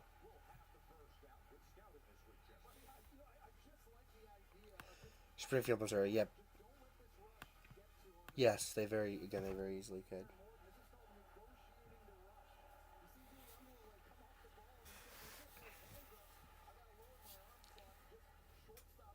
Now, both the new Missouri team and the Delaware team. I can't think of a college that they would have it. Batted away. But I don't know if they have a college.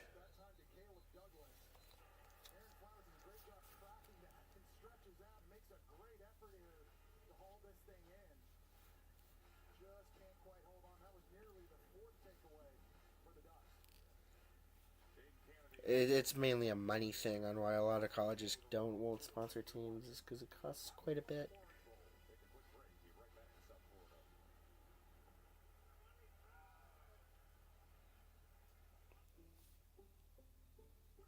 I checked Allstate first to save hundreds on my car insurance. Unfortunately, I didn't check if I unlatched Devo's gate while taking a selfie. Devo, go! Come back! Checking Allstate first was really smart. Not checking Devo's gate, though, not smart. The fact that they're in the same place, or maybe it could happen. You know? They could easily hop up to FBS. They got the money. They got everything. They did have the University of Providence, but not anymore.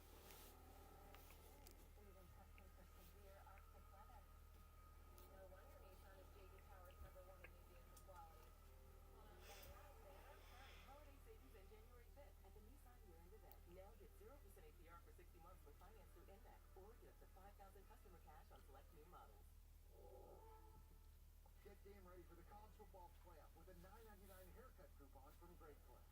This fan's pregame routine isn't complete without her $9.99 haircut coupon. This helps her get playoff ready.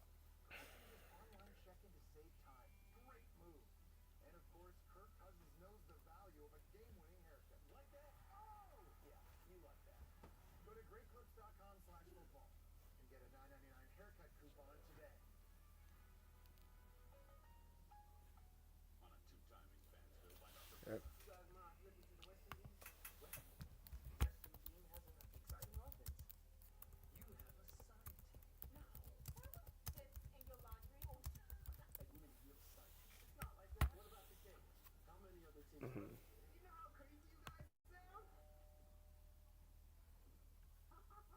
Go Raptors! Now it's not a good time for Shaquille. Huh? But leave it up to Pepper. College football, it's a Pepper thing.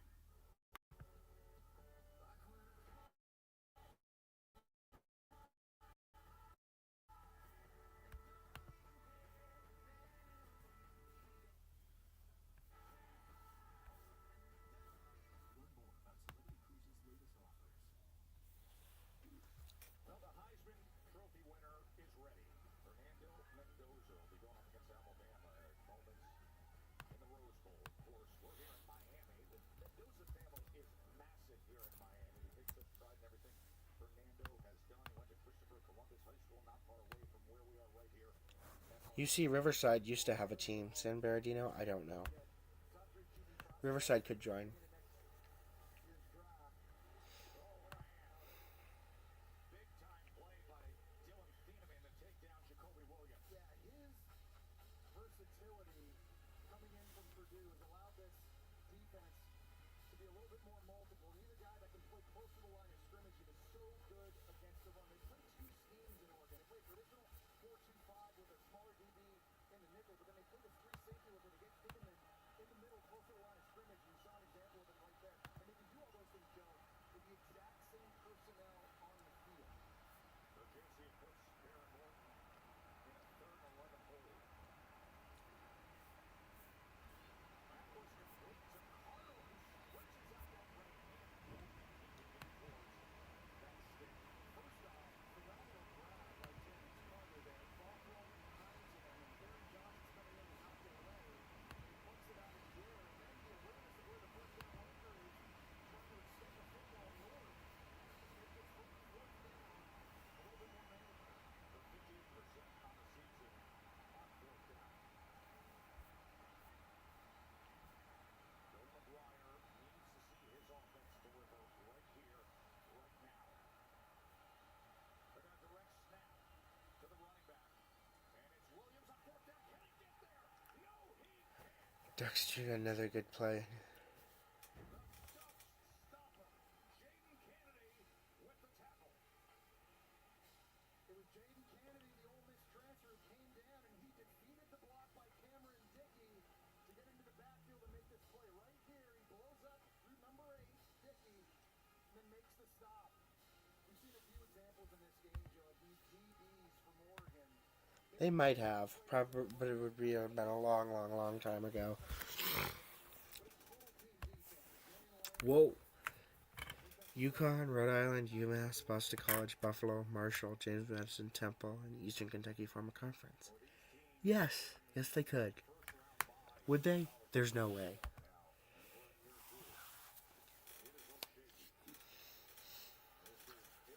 Because that would be the way that I might do a 12th conference. I don't like the idea of 18-team conferences, okay? Trying to think of how I might... You know what? I'm going to redo my ideal conference realignment, and I will make a video about that. Here's a guy who can punch right in the mouth, Katie. That is 236-pound Jordan Davison, who had the 6-yard touchdown run earlier. Yeah, that poise that Katie's talking about with Dante Moore really is exceptional. He does have ice water in his veins. Plays his best football in the biggest moment. You saw that at the whiteout at Penn State with 111,000 people winning that game. You saw him a 2-minute drive to beat Iowa earlier this year on the road as well. He's got that it factor to him. Poughkeepsie? No idea if they've got a college. Albany? Don't they have like an Albany University that could sponsor it? I don't know what their athletic budget is though. Again, you need $15,000 at bare minimum. Moore's going to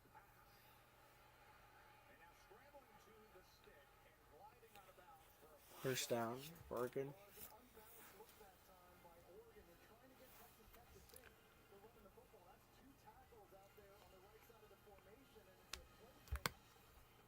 Yeah, Sadiq Downfield blocking. It took a long time for Jeremiah McClone to get out in the route, but a very good decision there by Dante Moore. Nothing open. I'm just going to use my speed. I know where the first down marker is. Take a look at the AT&T connected cam. Keeping this drive alive.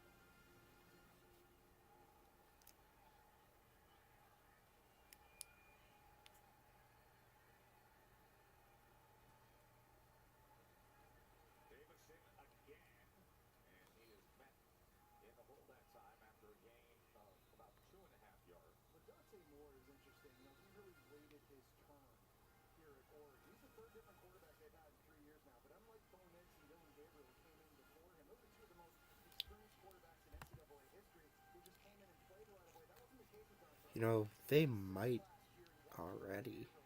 If not, they should. Certainly learned the scheme on offense. I think having that year to just watch and learn from an outstanding quarterback in his own right is a big part, I think, of Dante Moore's success this season. Now, those around the program will tell you he's quite different than Bo Nix and Dylan Gabriel. Second down and 8 as Moore I don't think they do. the shoulders and is driven back. Let me look it up. They will say that Dallas doesn't. leader. Dylan had command of the team, and Dante Moore, more of a quiet leader. I don't know how San Francisco doesn't. They've got some good colleges. Yeah, Fort Worth does have one. He doesn't even be taken on linebackers and safeties. He's not a huge QB. Yes, he's 6'3", but slight of build at only 206 pounds. And TCU.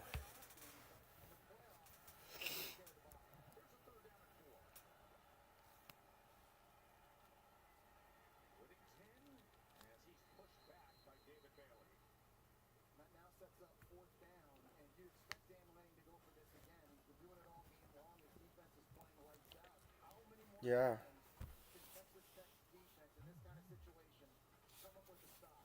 I think 3 turnovers on down so far for the Oregon Ducks in this game. Yeah. This defense has been lights out in huge moments, and it's because of their D-line. Fourth down and 2. Bill Williams, defensive coordinator. Oregon Ducks feeling confident. What does Dante Moore come up with on 4th and 2?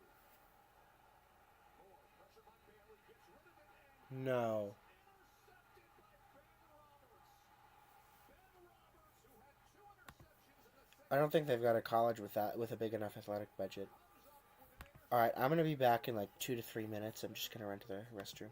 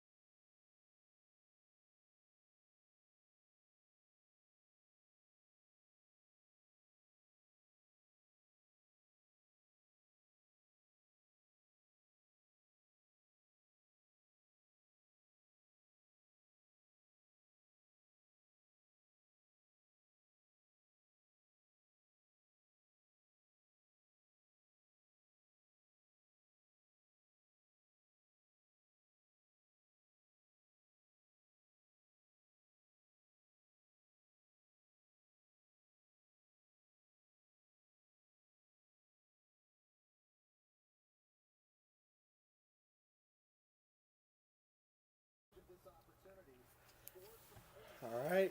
some of that confidence and momentum and get that on their side. This is getting sloppy now. Ball started on offense, number 78. 5-yard penalty.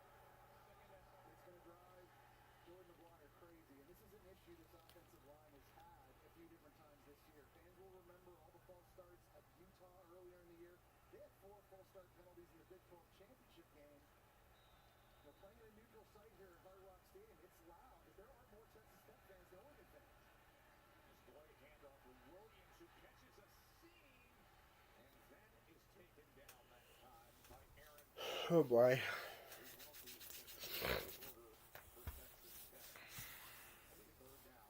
Kobe Williams that has provided the spark in the Now is not the time for the decks to start getting tired. Quick to snap and backing his way close to that line of the game was Williams.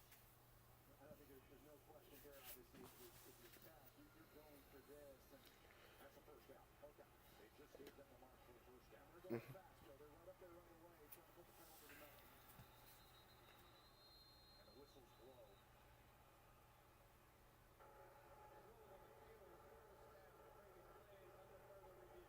It's under review. They spotted this football on that run by Ideally, we're going to just do this and get a turnover on downs and Defensive tackle for Oregon. He was the first to get to Williams.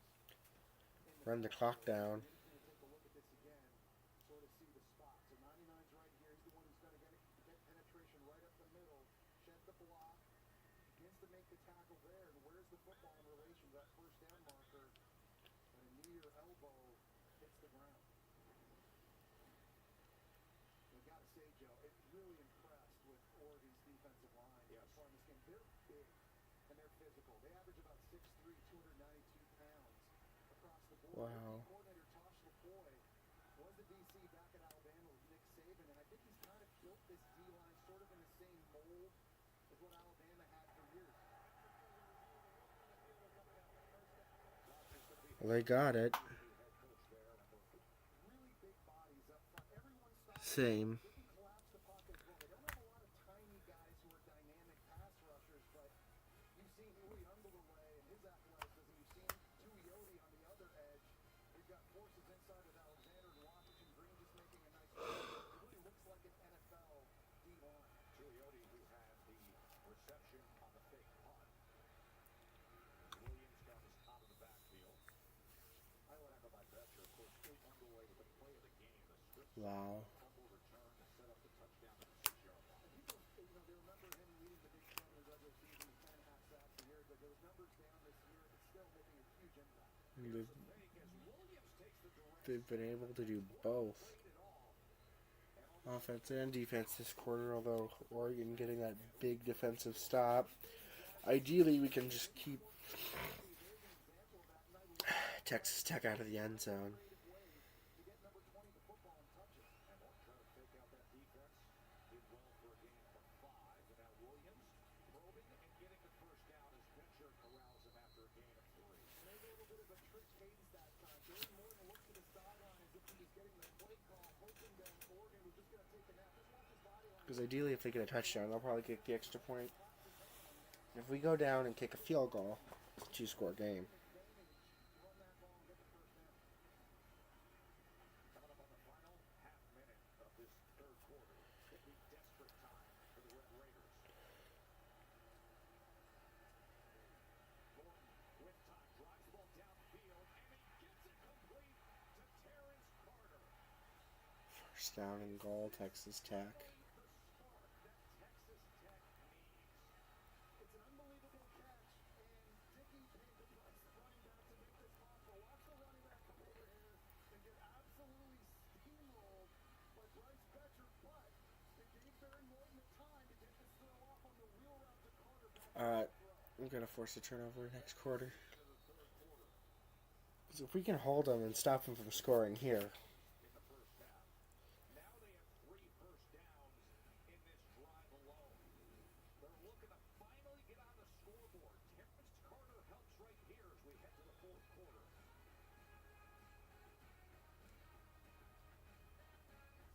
Hey, your barber will be right with you. One barber? Hey, well, I'll get some burgers after this. Just the sides of the top, please. I'm saying keep it tight.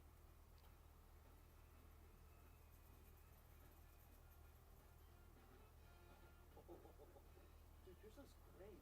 That's what I'm talking about. Now I'm kind of feeling chicken. Can't wait to show my mom.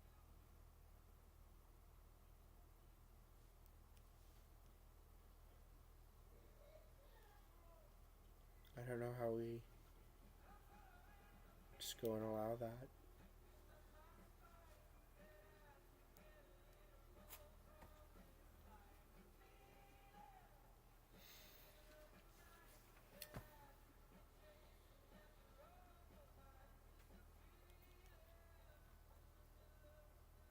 I have moderate to severe plaque psoriasis, but thanks to Skyrizi and clearer skin, I'm all in.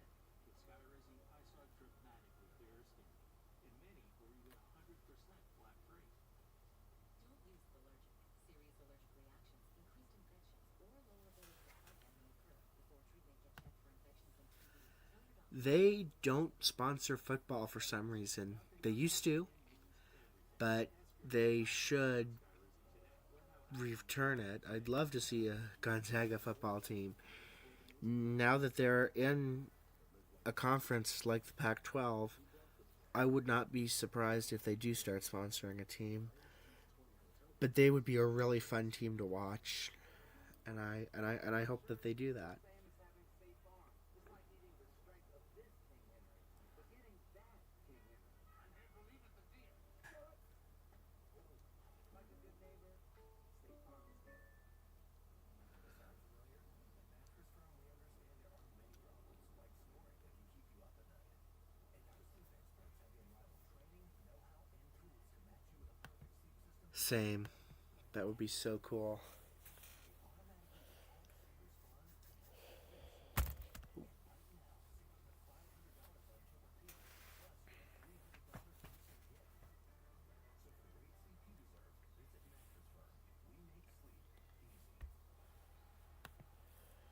They have a college that has a big athletic budget. It's another city. I don't know of a college there that has that, but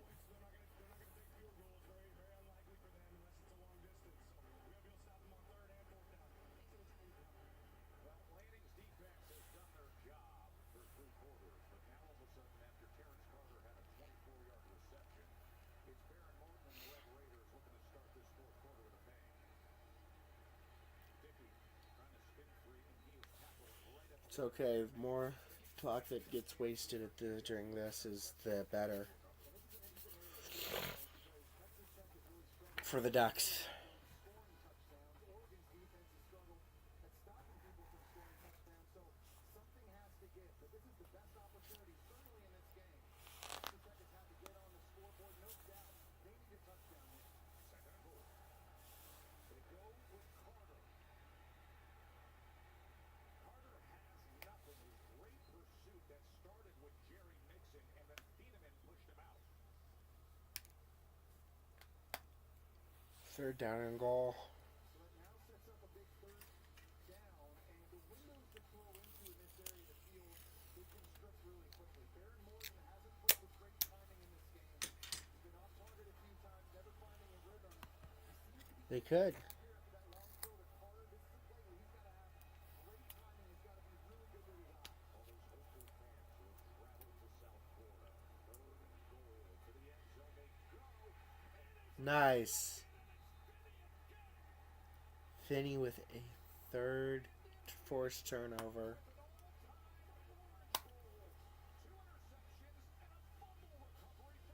Nice.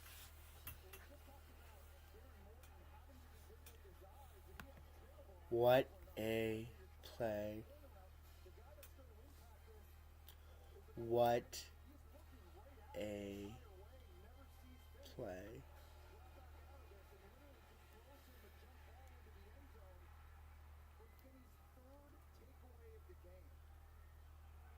Talk about this guy and the career he's going to have at Oregon from day one. The moment he stepped on campus in Eugene, he's been the man at corner. And he picked a really good day to have the best, probably the best football game Yep. of his life.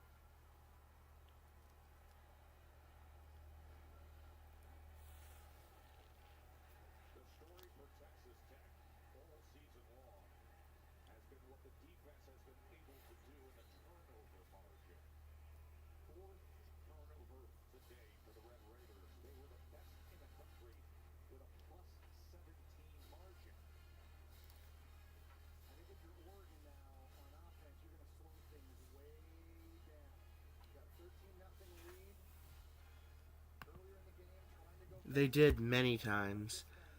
The infamous one is like 2010 when Oregon was ranked like the second best team in the country and Arizona wasn't in the top 25. But they beat them many times. And then there was the times where Oregon does not go and travel to the desert well. Oregon leads the all-time series, and they haven't lost to Arizona since 2018. But yes,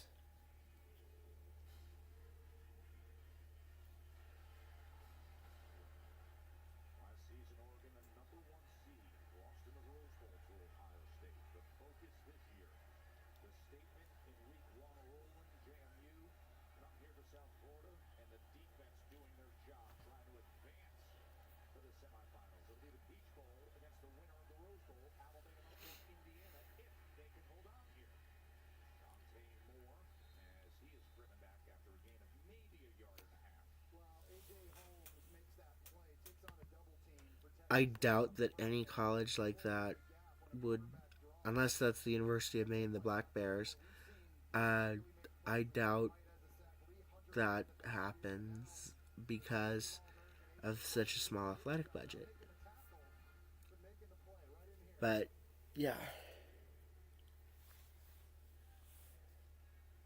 And now James Ferguson Reynolds on to punch away.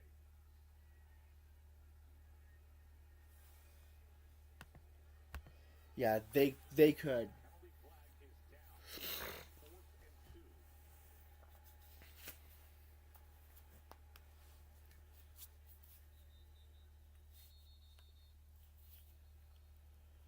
What's the flag? Jerry Magdalena sets up this ACC crew.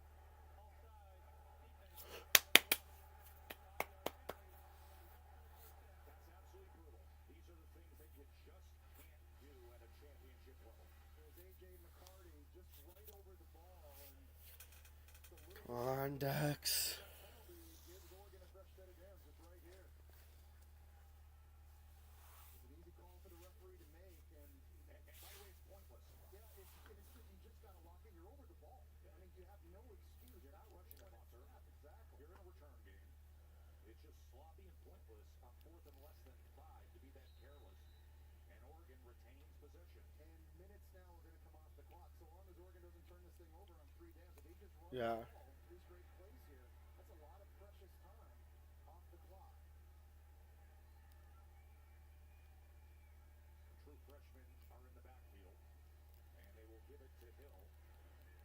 The air Hill. Alright. Freshman combo of Davison and Hill. They've been awesome. Hill, 3rd in the nation, 8.57 yards per carry.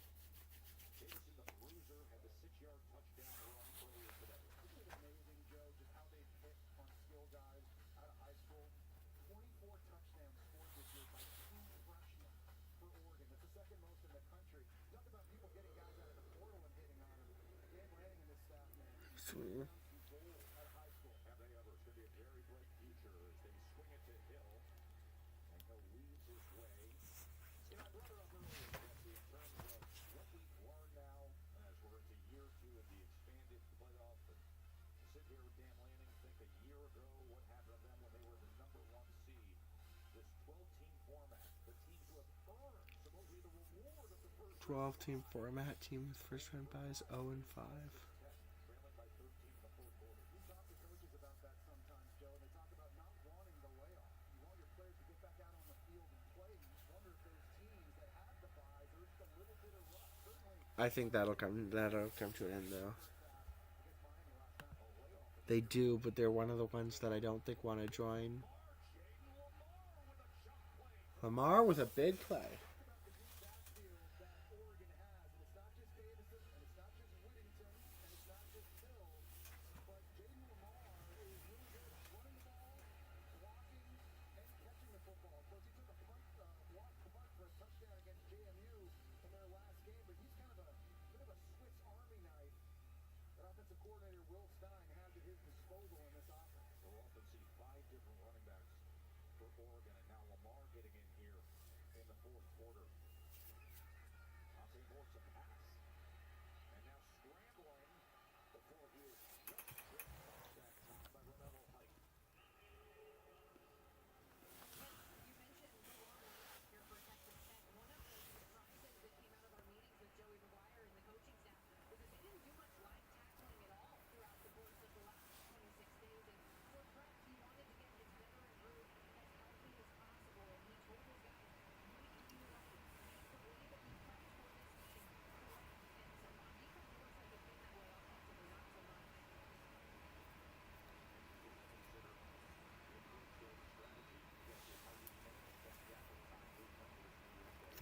down.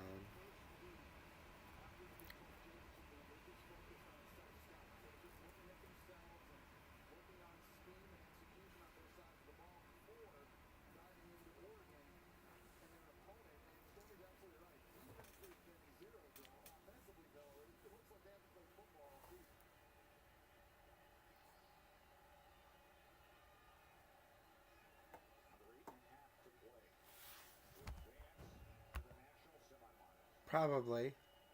They could.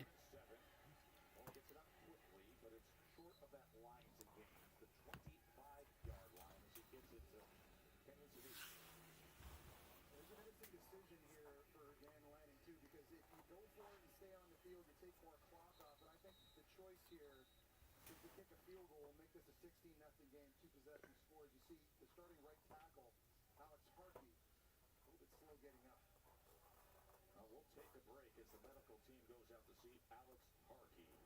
8 minutes to play in the Capital One Orange Bowl. All right. I'm a Modelo recruiter, and I'm always scouting for full-time fans. Check out this year's recruits. The ultimate tailgater doesn't just show up, she shows out. The Uberstitious. His game day rituals can change the whole game. The conductor can single-handedly hype up an entire stadium. These fans deserve a Modelo, because football isn't in the football without you. At Burger King, you write the rules of value. New rule number 10, I mix and match my way. There's 7 tasty items, and I can get 2 for $5 or 3 for $7. That's all to me, the $5 dual or $7 trio from Burger King Classic to Fan Favorites. Choose your deal. Real strength isn't pushing through pain, it's treating it. When there's no pain, there's more gain. Advil Liquid Gels targets pain caused by inflammation for fast, strong relief. Advil, that's real strength. As your host, I have some rules. First, no showers longer than 5 minutes. This isn't a spa. That's a rule. Meanwhile, at a Verbo, get the vacation you expect, and never a hovering host. Ever since we told Jason Kelsey the NFL Sunday ticket is just $4.99 for football fans, he hasn't stopped cheering. NFL Sunday ticket, now just $4.99 for one more glorious Sunday. At Planet Fitness, no two members are alike. Their routines are different. They use different equipment, and they do it for different reasons. You're meant to Yeah. I could see them joining. thing in common. They're all strong. That's right. We're all strong on this planet. Planet Fitness. One more, everybody. One more? We invite you to join us with the Ram Trucks postgame after things go final here at the Orange Bowl. Oh, look at the staff crowd there. Jacob Rodriguez. I don't know if they've got a college or not. Oh, there's the Capital One Day guy, Jesse. On the Capital One Orange Bowl MVP and trophy presentation after the game. I don't know how many people thought that maybe a true freshman corner would be the MVP. That could be the case here with the 3 takeaways by Brandon. Seffington's field goal is good to put the Ducks up 16-0. The true freshman, Brandon Finney, he was talking about all the success they've had scoring touchdowns offensively. Finney, by the way, one of those guys, the big six-pack against Indiana, and he's having another one, big one here in this game. That's the Good drive, although, again, I worry a bit about just when it looked like Texas Tech was finally threatening inside the red zone, he climbs the ladder and gets a big-time interception. And takeaways, and the takeaway differential, that's been the difference so far in this game. The 5-star recruit who came out of Maryland, the McDonough School there. He wants to revert on all the hype, but you talk to the coaches and they'll say it's because of the work ethic. It's because of the focus. It's because of always giving as much as he can. A guy who's in the indoor facility by himself in the summertime, just putting in the work. And then it pays off on New Year's Day, doesn't it? Not by accident. 16-0.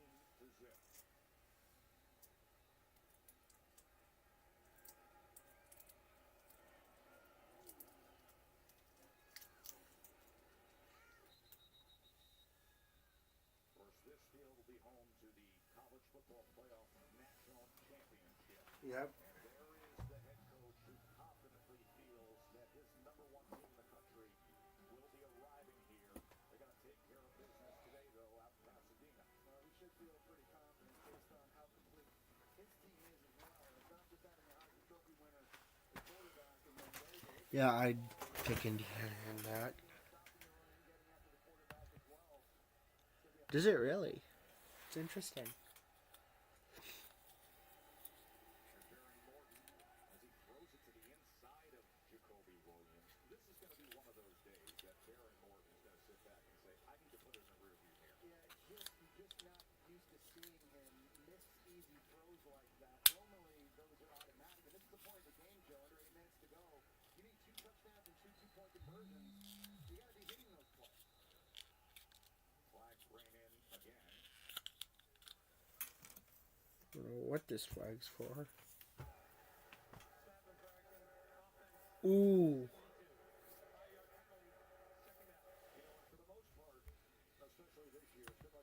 Yeah, community colleges, there's no way any of them ever would do something like this. Get a football team like that at this level. A Texas high school football coach. And Barron made a commitment as the highest ever quarterback recruit to sign with Texas Tech and deliver on dreams like this to get into the college football playoff as he connects with Terrence Carter. But today's been a nightmare up until this point. But they still have a chance to win, though, Joe. Even though it's been as bad as it's been here, if they can get a touchdown here on this drive and go quickly and get it done, they're still in this thing.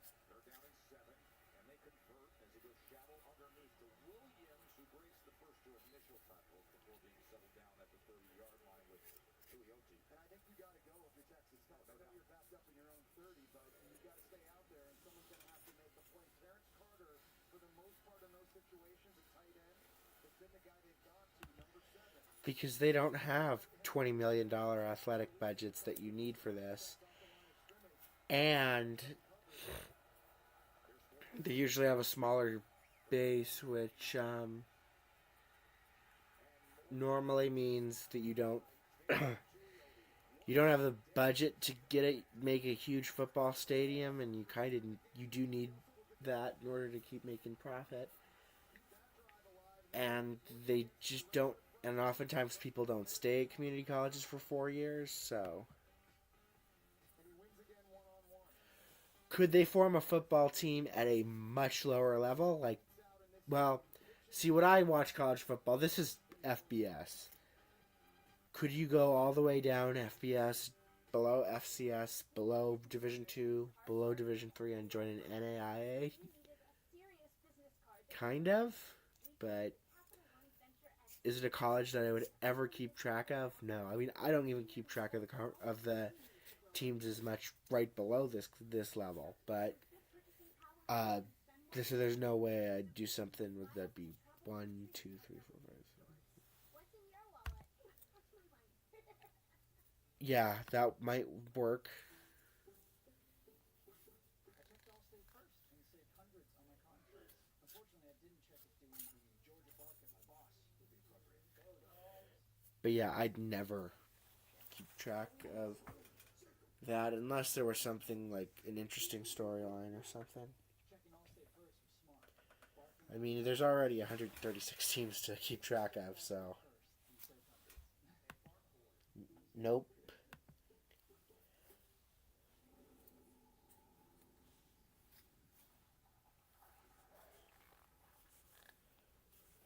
Not at this level, no.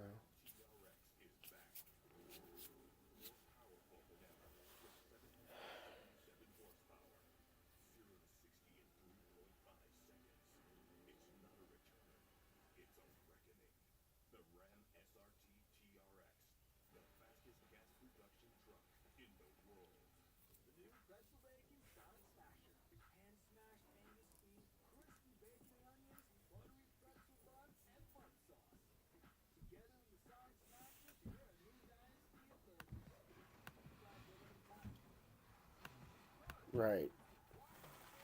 Unless they want to start a college.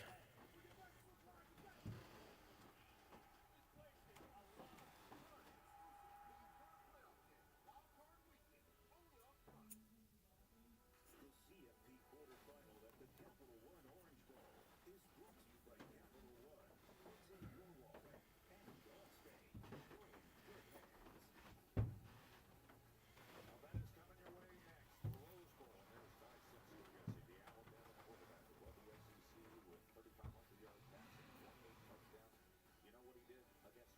Alabama to advance. By the way, was sacked 4 times that day, and that Indiana defensive front is capable. No doubt about it. He's going to need some help, and it just can't be a pass fest, I think, for Alabama to win that game. They've got to find a semblance of a running game to give them some balance. To me, Jan Miller at running back has got to have a big day. They're running the ball consistently. That has been an issue all season long for the Tide. Man, those images of Texas Tech and their bench and then the fans here is they don't even have 200 total yards of offense as we're under 7 minutes to go in this Orange Bowl. It has been hopeless offensively for the Red Raiders. And Whittington takes it ahead for just a yard. Katie. Yeah. Dante Moore had his throat crunched in a tackle during the last drive. His hand was bleeding. There's blood on his pants, but he did not seem phased over on the sidelines. Right tackle Alex Hartby came limping off. They took a look at that right ankle, checked his mobility, retaped it. He's back out there as well, guys. Well, certainly All right. good news for Oregon up front. Remember, this is an offensive line that was a big question mark coming into the year, Katie. They had to replace 4 different starters, and I think what's been impressive to me is that they've had guys go down at different times during the year. You think back to a 3 They probably don't have the money to sponsor a football team at this level. this offense was able to perform. Got the receivers back to full health here.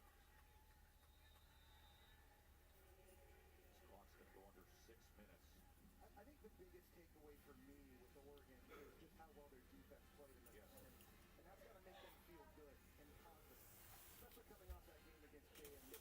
People consider the second half of that game against JMU. A lot of backups in the game at that point, making a lot of those mistakes in coverage and tackling, but they're going to play somebody good on offense next. Right. If it's Indiana or if it's Alabama in the Peach Bowl, and for this defense to play this way and kind of get that mojo back they've had all year, I think it's huge. Third and 8, Whittington, and he was tripped up as he got to the 18-yard line by David Bailey.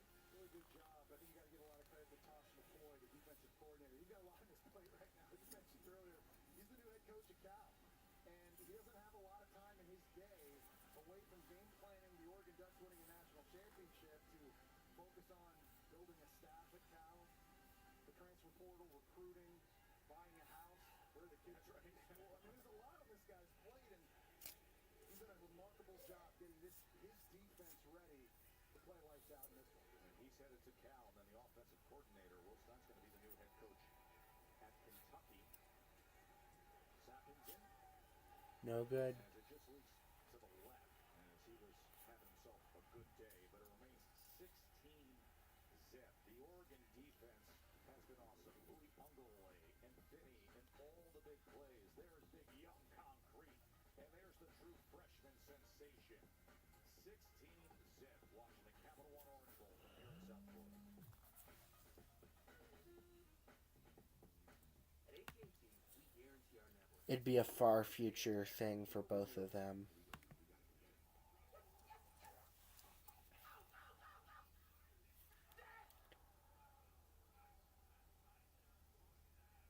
My wife is having a baby.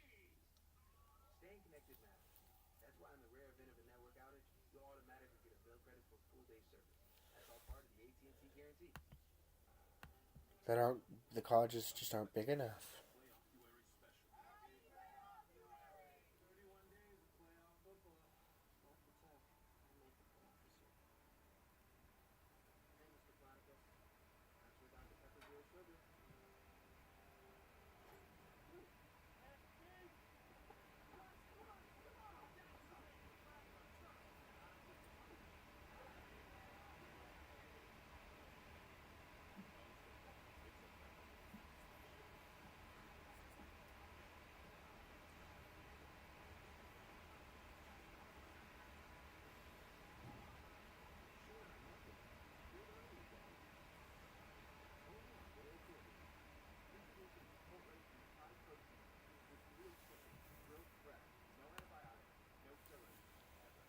Well, let me think.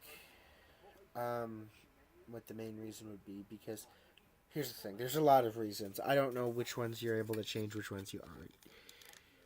You need to build a stadium. You need to be able to get uniforms and supplies. You need to be able to get airfare to get teams places. I mean, you need to have a band for your college. And you need to have money to be able to get media attention. And nowadays, a lot of college players end up getting paid. So, can't, free wouldn't work.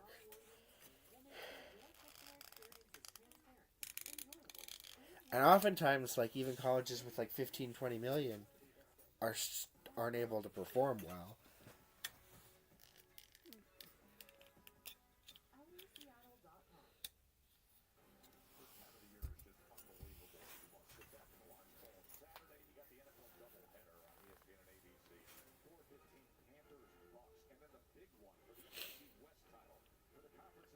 Because the way that things are set up, you're supposed to have, each team gets an average of 6 home games.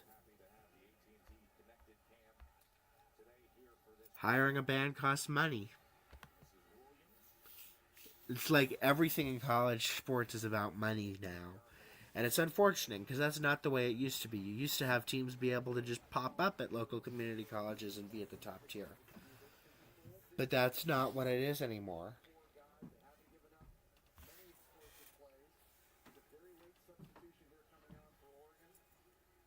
So, More time off the clock for Texas Tech. Still down 2 touchdowns and 2 2-point conversions needed.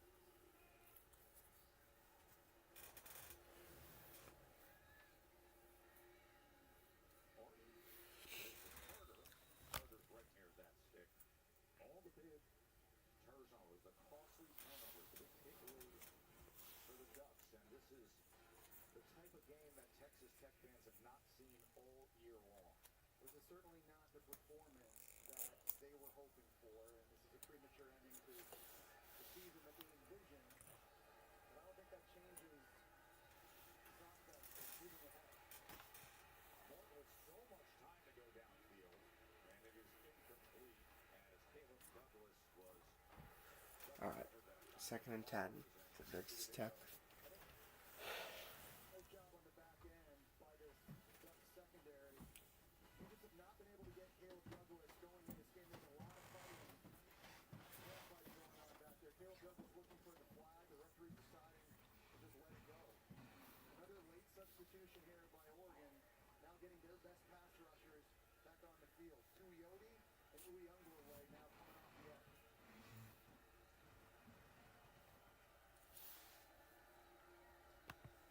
They did, and they should rejoin. They have the money, they can do everything to just go back, right back up to this level. They 100% should. They won't, but they should. They were always a fun team to watch as well at this level.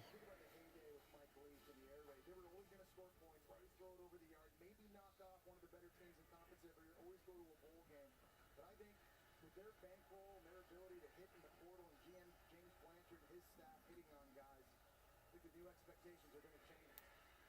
There's Morton running ahead. Remember, been playing the year with that injury to his leg. Felt like he's at about 90% health coming into this Orange Bowl as he rushes straight ahead before Keeneland makes the tackle. He's been extremely tough all season long. He got hurt in the first game against Arkansas Pine Bluff. He's been dealing with that all season long.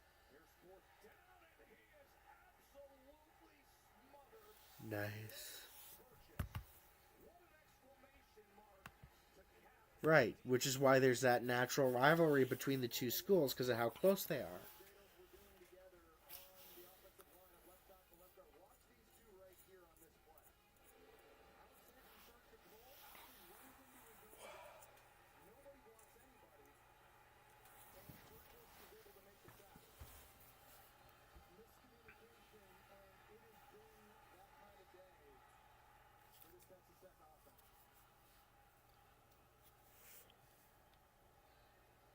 Clark's been sacked 4 times.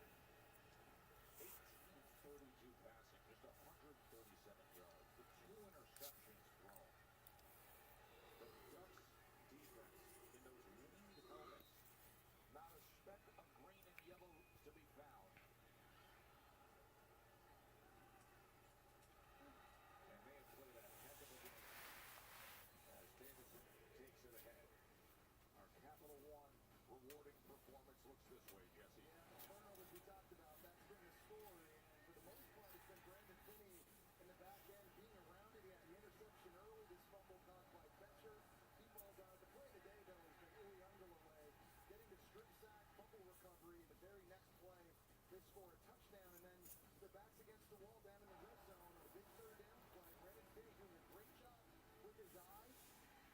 And letting Baron Morton telegraph that throw in the back corner, coming up with their fourth takeaway of the game. Big confidence booster for them. Biggest rivalries: Michigan, Ohio State, Alabama, Auburn. Those are two really good ones. Washington, Washington State, Oregon, Oregon State. What's the then you get the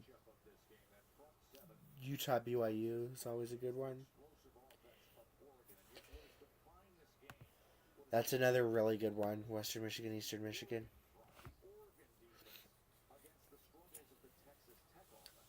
There are some that just mean more. Like they're just. It's always fun to beat a rival.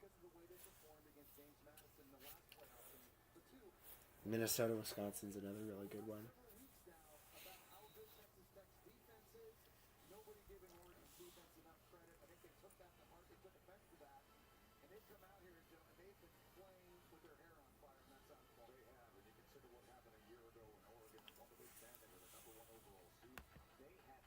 Just colleges.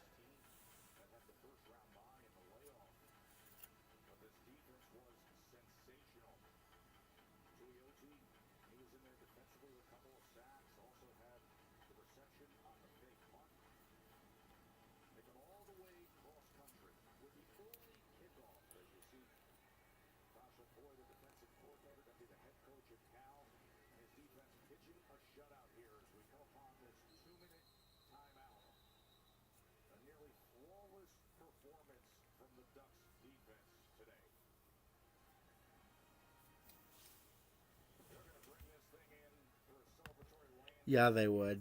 That'd be a great rivalry.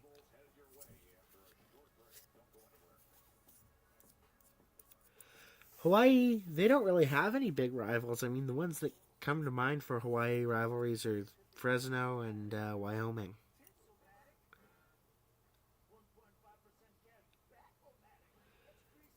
And it's like Fresno's biggest rivalry is with San Jose, and Wyoming's biggest rival is Colorado State, so...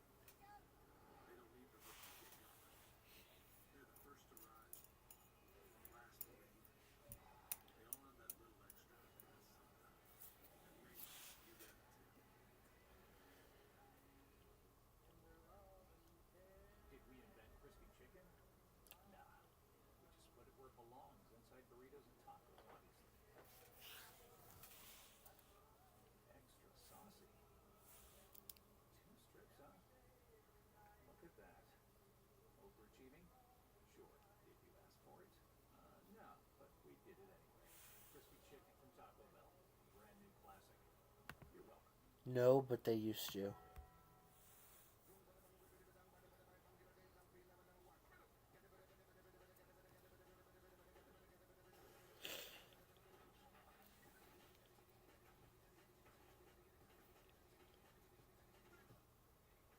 to greatclips.com/football to get a $9.99 haircut coupon. And be like Kirk Cousins, who knows the value of a great haircut. You like that? I do like that. Go to greatclips.com/football and get a $9.99 haircut coupon today. This field belongs to the ones who take it. This season doesn't come with a script. This is where everything is earned. And we mean everything. We don't start here. You want the spotlight? Earn it. You want to shine different? Prove it. 30 years strong, and we keep shining.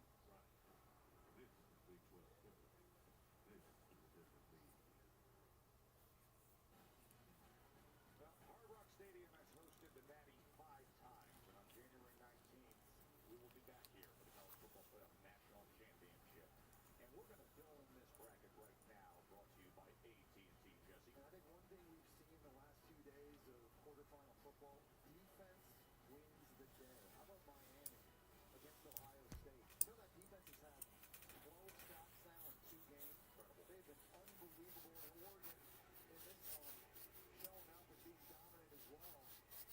Defense wins championships, and you've seen good examples of that here in their first 2 games in the quarterfinals. Jake Lamar has been getting some playing time here as Oregon has been in their 4-minute offense. And of course, the Heisman Trophy winner is coming up in the Rose Bowl. Timeout's been utilized by Texas Tech. And with a little something after the play, some class are thrown. Well, this is an Oregon team that has the talent to win it all and to be the 3rd straight Big Ten national champion. It is amazing to me the way that Dan Lanning and his staff have just been able to reload. They've lost 18 draft picks in the NFL draft the last 2 years, but through high school recruiting, you talked about all the playmakers they've got, a running back and receiver, in the portal, Kingman, Bear Alexander, these offensive linemen. They lose good players, and they develop guys, and they recruit guys, and dudes step up, and they're deep. And they put it all together. They can win it all.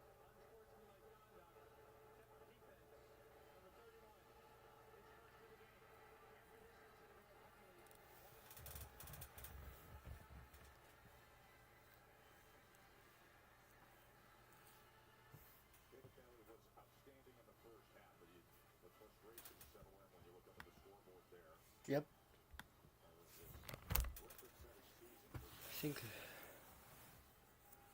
sit here and be shut out in the college football playoff game. I remember that Michigan State team against Bama back in 2015, and then Ohio State in the 2016 Peach Bowl in a playoff game. And here's but they're at that lower level. They're not at this level that I keep track of. explosive offense all year long. Cornell, yeah, they don't have.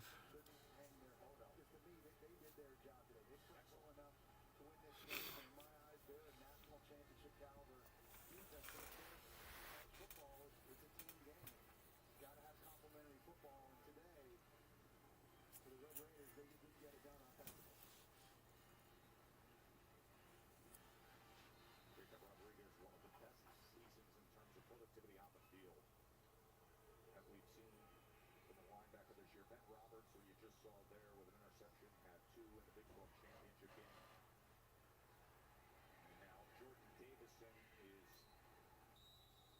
going to carry the ball ahead as the clock will continue to count down. Of course, the offense There are like a whole. Ryan Williams There are a whole bunch of teams. Like they have. That's like another 500, 600 teams. And so I just keep track of the top level, which already has 136. Documented all season long, but this is the type of game against an elite defense like Indiana where they need all hands on deck. And Ryan Williams, certainly a guy that has got to be an X factor for Alabama. Of course, Fernando Mendoza, the Heisman winner with a single-season record 33 touchdowns at Indiana. Be interesting to see how things play out with these college football playoffs affecting the pro prospect chatter, because we came into this game with Dante Moore being talked about by Mike Bell-Piper as the number 1 prospect. Others who say, oh, Fernando Mendoza, you've been very high on Ty Sips. Yeah, No question, these are big money games. big money games. I mean, this is what happens. I mean, these are the games that matter most to talent evaluators at the next level, be it coaches and GMs. All 3 of these guys playing before it's 7:30 p.m. Eastern today, so just do not leave the couch. You've got a lot of talent at QB position coming your way. Dante Moore's got more pieces to take care of at the end of next week as Davison takes the ball inside the 5-yard line. Texas Tech is on a timeout. Now, I think for Oregon, obviously defense check. Offense, though, I think as they lead up to whoever they're going to play next in the Peach Bowl. Yeah, the Ducks are my favorite team, but it's fun to look around throughout the country, and there are usually a lot of really good games, and which is why I keep track of just this level. It feels like, and that's what I mean. There are people that will keep track of just the smaller schools. There are people that will keep track of just one team, but yeah, this is what I find is just the most fun.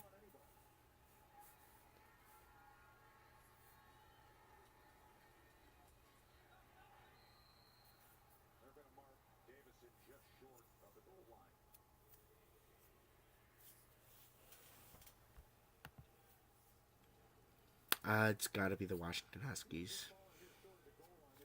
They're the big rival. You never cheer for your rival. Other teams I dislike are Beavers, the ones in Corvallis. Don't like Georgia. I don't like Alabama, just because their fan base.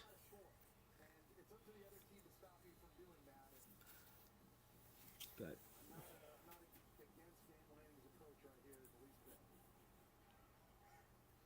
That's going to use that timeout. And we'll take it. It gives us the chance to.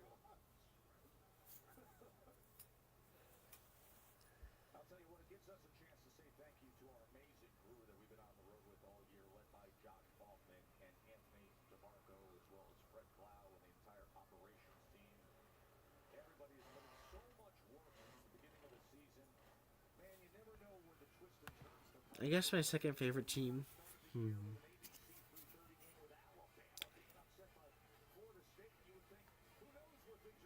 That's an interesting question.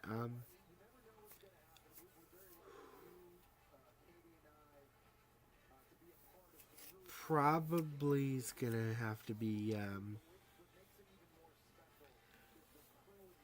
probably Hawaii. They're just a lot of fun to watch. I like their style of play. Of course, we'll cheer for Oregon over Hawaii any day of the week, but probably Hawaii. Setting in for Texas Tech, 12-win team, Big 12 champions. Come here to South Florida with such hope. As Davison will thicken up that box score. Oh, You play the game until there's zeros on the clock. And this might also be Dan Lanning trying to inject some confidence into his offense. It's been a bit of a struggle all season and going up against they have one in Hilo, but I don't know.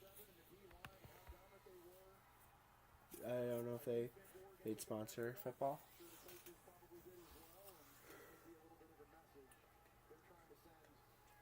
the rest of the country 23-0 in a quarterfinal. Impressive score. Remember, Oregon goes on to play the winner of the Rose Bowl. The Alabama or Indiana. There's 16 seconds of game clock left, so I'm not gonna update that, but The play of the day came defensively. It was Mateo Uyunglele. The strip sack and the return that set up the touchdown. They have been struggling all game long. When you get into takeaways to generate any points after that, the very next play they finally scored. Really kind of broke this game wide open. That play right there, really a microcosm of the day it's been for the Ducks defense. At all three levels of the defense too. In the second well, and at D-line, they've all taken part in takeaways.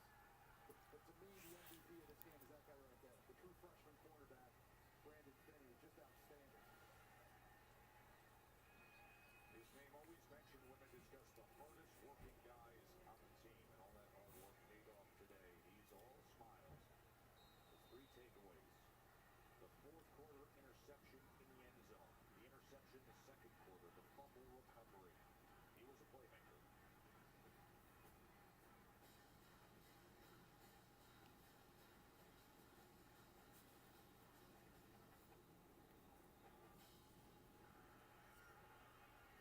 Here's Williams on the return.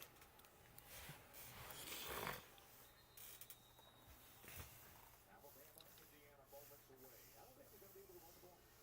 I don't think so.